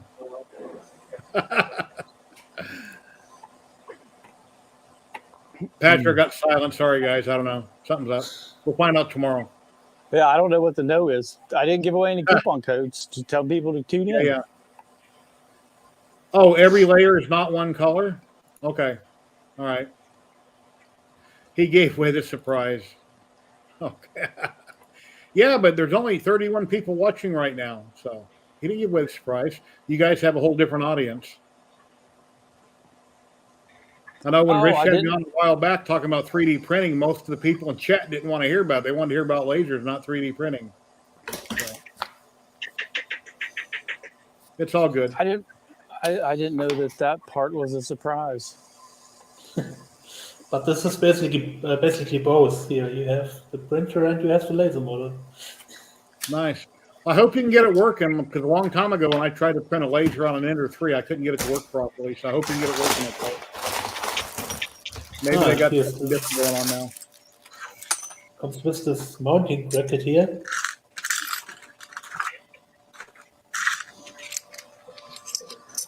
I've got so many coins. I was going to show you another one that I did. That might be entertaining for people, but maybe not. I can't find I've seen that a few more fiber lasers are coming out. This one from Quake Cloud, or how it's called. Do you know them? Yes, Gleeky Cloud. Yeah. They have the one that's like the CO2 desktop laser. yeah. No, this is the they current have a- one, but they will also come out with a fiber laser, a which is fiber. kind of inexpensive. I think $1,599 for the fiber laser with 20 watts. I'm down to one diode laser. I got the Tur Laser Master 3. I do not have a fiber laser. One of these days I'll have a fiber laser to review. Time will tell. And I have a K40. So I'm down to basically 2 lasers at the moment. The K40 is nice, but it's little. 8x12 work area. It's real small. That's why I don't use it much. The video on my channel that's the 3D engraving tutorial, it was also sponsored by Patriot Nation Design. And this is the engraving file that you can download for free. There's a coupon code attached to that video. And 2A? this, Oh, okay. Yep, 2A, and then it's got a flag, wavy flag. Okay. Probably, if I'm holding it right so you can see the depth. Nice. Uh-oh. But this file is available. You're in trouble now, Patrick. You're in trouble now. Here's Rich. This file is Ladies and gentlemen, available LA Hobby Guy. You made it. Hey, Rich. Well, anyway, this is available for free, and it comes in an STL for CNC as well as SVG overlay and grayscale. Hello, Rich. Thank you very much for $20. I appreciate it, my friend. Yeah, my pleasure. Hey, you can see that I'm busy by my hands. Can you see the paint? Yeah, a little bit. I'm working on a big version, but since Patrick already revealed it, and I just realized I put it on the thumbnail for tomorrow. I've already, when he showed me that, I'd already seen it somewhere before. But I did a desktop version with a stand. Oh, wow. Oh, sweet. Oh, very nice. So this you can put on your desk. It's got the United States on the bottom. Very cool. I want one. And I'm working on one for the stream tomorrow, a bigger one. Where's But the I Canadian figured- version? What's that? Where's the Canadian version? Well, you don't have a We the People up there, so I know.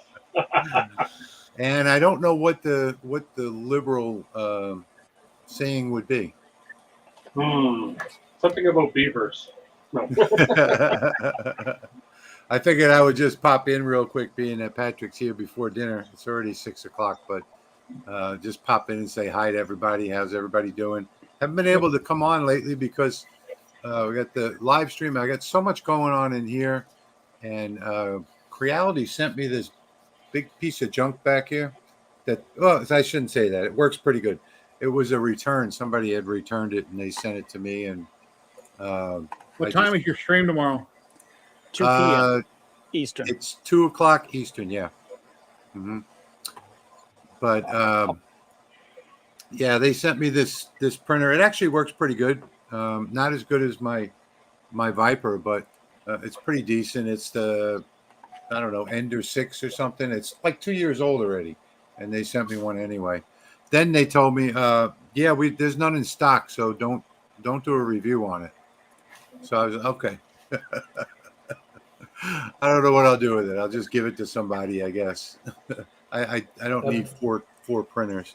I thought they wanted me to do a review. I already did the B-roll, but I guess I can just scrap all that now.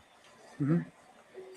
But the Ender 6 is actually quite nice. If you want content, just do it for the content. Just have a video out there. If you do it just for the content. I didn't hear what you said, Tim. Is that for me? No, wrong number. What'd you say, Jerry?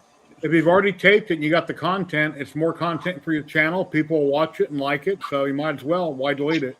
Well, you can't buy it. You can't buy them anywhere. They're off the market. Oh, okay. Yeah, then yeah, no good then. Yeah, and it's 2-year-old technology. I didn't even realize any of that until after I assembled it. Man, I spent like an hour assembling it. Normally, it's like 10 minutes to assemble a 3D printer. This one took like an hour or a little longer. And some of the weird things was the acrylic doesn't fit perfectly. It actually goes over one of the bolts that goes through. Oh, And- wow. and I didn't realize that until I was tightening it and it cracked off. Oh, So kind of weird. Some strange assembly. The process was just so hard with all of the, the frame and everything, putting everything. And the frame was bent in a couple of places. I had to unbend it, and the channel, where the slots in the frame. I had to open those up again because it was bent. It was just strange. I don't know, a couple months ago we had spoken. We had talked about something, and I don't think you remember, but you had it buried in your shed. You had you were renovating. You had all your stuff put away in a Connex or buried. Is that still buried? I don't know which one is which, because these Chinese. I have about 5 of them. Talking about the extension kit. Yeah. Yeah, I remember that. But I don't know which one is which, because I have about 5 of them. So I don't know which one goes to which laser. And I think you were asking about the Ortura, right? The Ortura Laser Master 3. Because Trevor from Navarre 3D said he was going to see if he could have them send me one. And I just dawned on me that we had talked about it. So no, I don't have the Laser Master 3. That's C channel. That's different. Okay. No, the only ones that I have they're all regular 2020. Okay. No worries. Thank you then. Yeah, so I definitely know I don't have that one. Okay. I have a bunch of that around, but I don't have the actual kit to do the extension. Well, companies, they make the frame different. That way you can't just go out and do what you want with it. Modify it. Yeah. Well, I thought you were asking about the Laser Master 2. No, the 3. Yeah, no, I definitely don't have that one. Okay. I can probably get it though. Yeah. Well, I want Go the ahead. set list for the Laser Master 3, but I don't have the laser itself, so it's kind of useless. I have to check if I can mount it on the Creality laser. Okay. Who is Sebastian? Sebastian is on all chats, all streams everywhere, and he figured he would drop in. He lives in Germany, and he won a bunch of stickers from me recently that Patrick had made me some of them, and I sent them to him. And hi, Sebastian. He's a hand model. We haven't seen his face yet, but maybe one of these days we'll see him on camera. And I unboxed this Creality laser here. It's for 3D printers earlier. I won this from Creality. It's a 10-watt laser that goes onto a 3D printer. There's Yeah, all the one of my best lasers is the Anycubic Mega Pro. I got a 1.5 watt laser, I think, with it, and it does some really beautiful detailed engraving.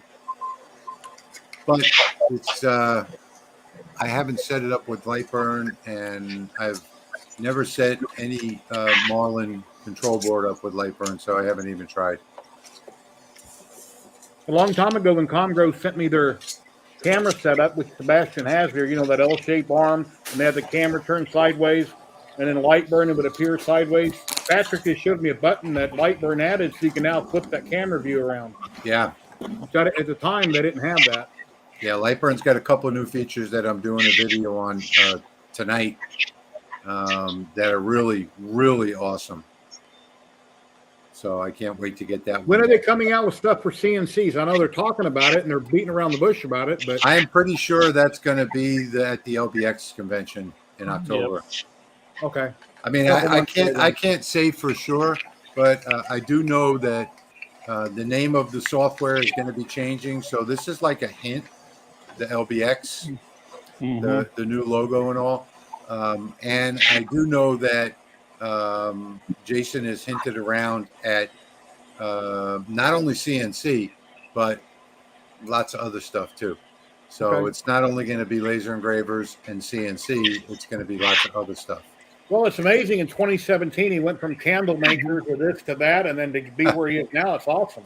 All thanks to his wife, because she got that laser that she needed software for and didn't like. I think she was using Laser Gerbil, or no, she was using the version that came with it, some weird version of software. So that's where it all originated from. It's an interesting story. Very nice. But I was, anyway, it is test- 6:05. I've had ribs ready since like 5:15. I just What are wanted you to pop waiting in for? and say hi to everybody. Well, thank you very much. I appreciate the donation. You have a great channel. I plug you every week, and thank you very much. And we'll be watching tomorrow. Thank you, Thank Rick. you all. Bye, Tim. See you, Rich. Bye, Sebastian. Nice meeting you. Bye. Patrick, I'll see you tomorrow. See you tomorrow.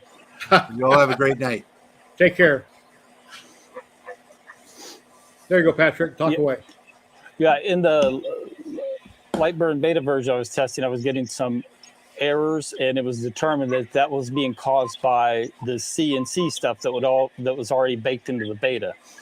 So they fixed that. So it's already in there, and they're doing their testing. So it'll be out in due time. Okay. Knowing Jason, it won't take very long. Yeah. Probably big unveil in October sounds about right. So, Tim, you're live tomorrow, too, tomorrow afternoon. What, 5 Pacific? Yes, 5 Mountain. Okay. Mountain time. I don't watch all of your live streams anymore because a lot of stuff that you're building, I'm not interested in and I'm not working on. But I try to pop in, say hi for a little bit, and then I move on to something else I'm working on. Yeah, no, that's understandable. I'm once I finish the build, I may not even do the build tomorrow. I may go live tomorrow with my King Rune KP3S Pro here. Uh-huh. I haven't decided yet, and do that. And then, but once I'm finished all the builds and stuff, I'm going to concentrate more on streaming on stuff like this model I'm building, and more on what you can do with the printers versus here's how you build it. You know, because with the printers coming out these days being plug and play printers, there's always going to be those DIY group of people, but a lot of people that are getting these printers just want to know, hey, what can I do with it? I'm having this problem. How do I fix it? So, you know. And what's the big difference between doing live and taping your video is everything you do live, you would be taping without anybody watching. Then you're going to spend anywhere from 8 hours or more editing, cutting it, putting it together, uploading it, and then there's your finished product. Yeah. Well, for my videos, because of my limited amount of time I have to spend, I'm going to try and do my videos with as little editing as possible. I may do some speed up parts, like speed up some certain things, like speed up putting a rail on or speed up doing something. But then I'm going to try and not edit over a lot. I don't have time to edit, right? So, yeah. And then I notice sometimes in chat, you're busy working, you're not talking to chat. I'm like, okay, he's going to use this footage somewhere else. That way he doesn't have to edit out his voice. He can just say what he's talking about and not talk to chat. Yeah. Exactly. Otherwise, you'd have to do a voiceover. And I've had a few times I've had trouble in DaVinci getting it to tape my voice properly. So I'll start the frame on the screen. I'll talk into my cell phone with video on. And then I'll upload that, and I'll delete the video, and then I line up the words to what's going on screen. Oh, okay. And on my last video, I thought about doing a voiceover when I was building the CNC, and I figured, you know what? I'm just going to take pictures of everything, and then instead of me doing a voiceover, I'll just type on the screen what's going on and what you do next. And that worked out good, because then you're listening to music, and you're watching the picture, and it says what's happening. Because a lot of times I don't have many teeth, I mispronounce words. You might not hear what I'm saying. You might think I'm cussing at you when I'm not. But anyway, if I just put the text on screen, you just read it, you see the picture, then it moves to the next frame. Yeah, I think it all depends on what you're doing a video on. Like, exactly. I'm doing a video on something I've already got footage of, and it's changing the belts. A quick way to change the belts on your Vorons, your Core XY belts, without having to refeed them, right? So I've already got the footage I'm doing on that. And so that one, I'll either do a voiceover real quick, or I'll do some text like you said. But either way, it's going to be like a 10-minute video. And that's what I need to start doing. People are not going to sit through 2 and 3 hour live streams on your channel if they didn't watch it live, unless they're there for something specific. But I haven't even got my live streams indexed, right? So, and the problem with doing pictures and voiceover is that while you're talking, it might take me this much room to say something, and I got my picture this long. So then I got to drag the picture out to match my voice. Yes, and that's exactly. and that's kind of a pain. So it's a lot simpler. Just throw up your pictures, throw text on it. That way you make the frame as long as you want it by dragging it, and then you just flip it to go to a video translation to whatever. You flip it to whatever else you want to flip it, or whatever, Yeah. and then play music and crank the volume down so it's not too Yeah. loud. Anyway. Like this little Kong, it's like 80 or 90 pieces put together. I'm not going to videotape the whole thing going together on a live or anything. What I'm going to do is have a camera running while I assemble it. And then speed it up. Make a video, just speed up the assembly, stop at any critical parts, speed up the assembly, stop, and then final product. Yeah. That's just the way it's got to go. 80 parts. My last video was 46 minutes, and I thought that is way too long because I can't hardly sit through a 46-minute video. But if you're I didn't know how else to cover it. It was so in depth and detail that I went with all the science. Just like my next video I'm working on is going to be laser engraving these photos on the business cards. I've seen those. You've done an amazing job on those. That's awesome. So if I can get the lighting right, beautiful. So that's one of the ones I was messing with yesterday. But I'm looking at these things under a microscope just to make sure everything's timed right and the spacing's right, and just to try to explain that to somebody. It's going to take see your Jerry 10 Springer? minutes. You want to show Jerry Springer? Oh, sure. Oh, that is awesome. Cool. And that was just a low res pic off the internet. And it took you how long to do that on your fiber? 30 seconds? That was probably more about a 10-minute run time. Okay. It was, that's still fast to get that kind of quality. You see, there's another one right there. Let me see. Sebastian, he done that one the same way as these pictures.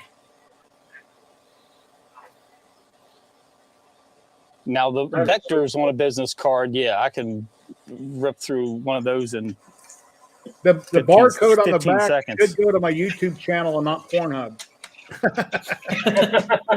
That'd be a really mean joke. I made him separate ones for his OnlyFans account. Yeah. Don't hand those to the wrong people, Jerry. Yeah. Very cool. You get more money there than with the subs on Twitch. The one in leather is a heat transfer tape. I thought it was a sticker, but Patrick said that's a heat transfer. You can iron it onto a hat or a shirt or something. So, Patrick, you peel that off and then you heat up an iron? Yeah, an iron will work. Also, if you have a heat press, I think it's like 320 for 15 seconds, something like that. Okay. Very cool. I didn't even know you could buy those. Well, and here's what I do with them. I just put some Velcro on the back and then use them on my Velcro front hats. Interchange it for wherever you're going, Yeah, yep. Did you also do this with the fiberglass, or was this CO2 or? I did. Which one did I use for those? For that leatherette, I'll either use the fiber or a CO2 Galvo. I don't remember which one I used for his patches. Fiber laser and CO2 Galvo, what's the difference? I thought they were both the same thing. The wavelength. So like a CO2 gantry, like your desktop CO2s, it's that wavelength, but in a Galvo system. So instead of using the CO2 gas glass tube, it uses RF and glass in the CO2 gas. So they're smaller. Like this is a CO2 Galvo laser right here. Okay. It's got the big lens. It's L-shaped. Let's see. Let me loosen up my mount here.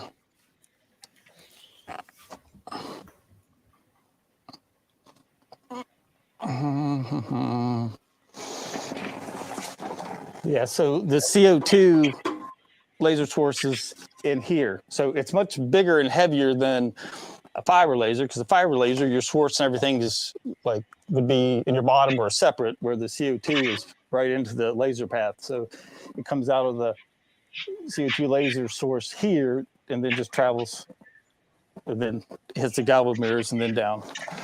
So when you're engraving coins and you're taking away material to make them look like $50 or something, which machine would you want for that? Fiber, because the CO2 will not engrave metal without it will mark it with like a marking spray or assistance, but it's not going to do it by I see. itself. All right. So if I ever get a laser, I want a fiber laser. Okay. Yeah, and I don't know if you can see the difference in size, but this is an 80-watt MOPA fiber, and this is the CO2 galvo. It's much bigger and heavier. Oh, wow. Okay. What power does the CO2 galvo have? That one is just a 30-watt. Okay, but regarding the CO2, size, it's also CO2 galvo is typically 30 or 60 watt, but with that CO2 galvo, it has no problem marking full-size tumblers. I can use Lightburn's cylinder correction to go almost halfway around a tumbler or a water bottle, just because of the power and the lens I chose and worked on settings. Do both of them, the lens kind of works the same way, like this, back and forth? Yeah, they both have mirrors in the galvo head has the mirrors in it, so you have one moving for your Y, one for your X. Okay. And those direct the laser beam.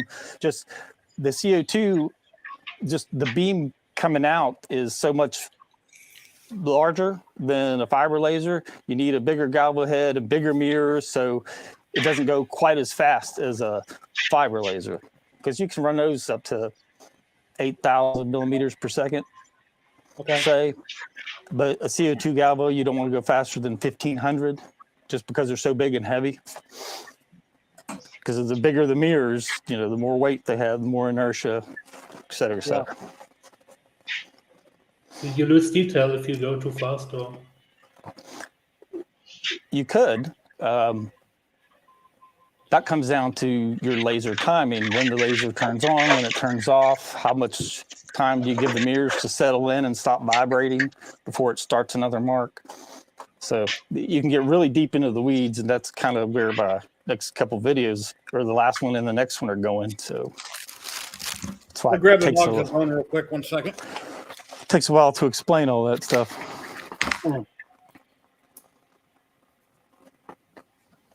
Just that's I guess a quick overview. nice machines though.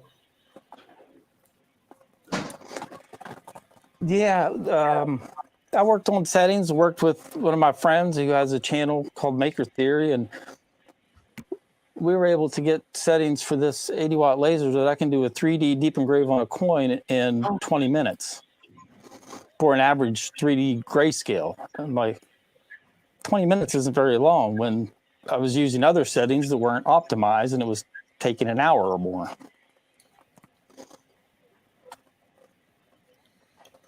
Yeah, I done a couple of some resin videos. I done a couple on this new 3D printer I got, and now I'm out in the garage working with my Saint Smart CNC. And they were going to send me larger brackets so I could mount my my Makita on it, but then it got backwards. She said it'd be in the week, and then a week later came a couple days ago, and she said, "Okay, I'll make up an order and get it sent out to you." And then the next day they said, "Oh, we're out of stock. It'll be 2 weeks." So I jumped on Amazon to see if I could just buy the $30 mount, and they're out of stock for 2 weeks. So anyway, the spindle that comes on, it's real tiny. It's it'll work, but it'll take forever. Use little tiny bits. I'd rather get my Makita on it for my next video. That's the next thing I want, is this CNC router. A lot of fun. You need an enclosure. It makes a lot of dust, a lot of debris, so it's not as clean as everything you're currently working with. I'd use it in more of an my little outdoor shop area. Yeah. It's not big, but I could squeeze one in there. Well, you're in your garage now, right? Yeah. Okay. Then I've got a little workshop outside of the garage that has cover over it. Okay. How big is your area there? Is it a 2-car garage or 1 car, 3 car? 1 car. Okay. But it's deep, so I've got some area back here behind me. That's cool. And Tim's in his basement, so Tim's Basement, you could always rename his channel Tim's Basement. I think that's kind of been taken. Well, God forbid you ever move. No, you can have a Tim's Basement CA. I guess Chris's basement. Well, you're Tim. I don't know if there's a Tim's basement. No, probably not. I see a lot of people. A lot of people make names that are similar to other channels and things all the time. I kind of like Wit. My wife is yelling at me saying dinner's ready, so I'm going to jump off so I don't. Thank you very get much her for dropping upset. in. Thank you for letting me know about Lightburn, and I'll definitely be watching tomorrow when you You're guys welcome. are on. And Awesome. I think I'm going to Thanks do for a raid having on me. another channel. Thank you See you very later, much. Frank. Have a All great right, night. thanks for having me. Have a good night, Tim. Bye. Sebastian, nice to meet you. Let What me see who's time will out they there. be? Let me see who's out there. I'm going to raid into a channel probably. At Maker what Deck. time will the, Go ahead. at what time will the laser be streaming the light source engraving channel tomorrow? Do you know that? Do you already have the link or no?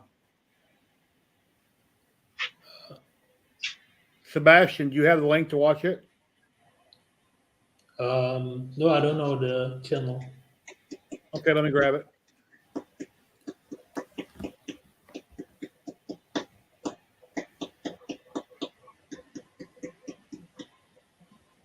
Laser Maker's Realm is what it's going to be on. Let's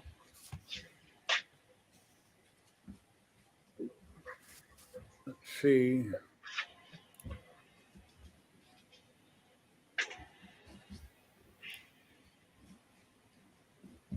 Okay, yeah, okay, here it is. Yeah, Rich did show a picture of that, so that's where I seen it at. Here's a picture, or here's a link to their live stream for tomorrow. I'll put it in Okay, chat. thanks. It's on Laser Maker's Realm, where all three guys, they get together and talk everything lasers. And they usually have a giveaway during the stream where they give away some stuff they've made usually. But I'm going to raid into another channel. Thank you, everybody that's watching on YouTube and Twitch. If you're on Twitch, we'll do a raid, and on YouTube, we'll say goodbye to everybody. And I got my little outro that I'll run. But I'm going to raid into Westerly One's channel, Makers and Crafting. And that's getting ready to raid here in just a minute. And thank you very much, Sebastian and Tim. I'll give me a second. Okay, here goes the raid on Twitch. Everybody watching on Twitch, thank you very much. I'll be back next Saturday, 1 p.m. Pacific. And that's jumping over now. And Tim, you have a great night. I will see you tomorrow. Thank you, everybody. Check out Tim tomorrow. DWIT3D will be on live stream tomorrow afternoon. Thank you, everybody. Have an awesome night.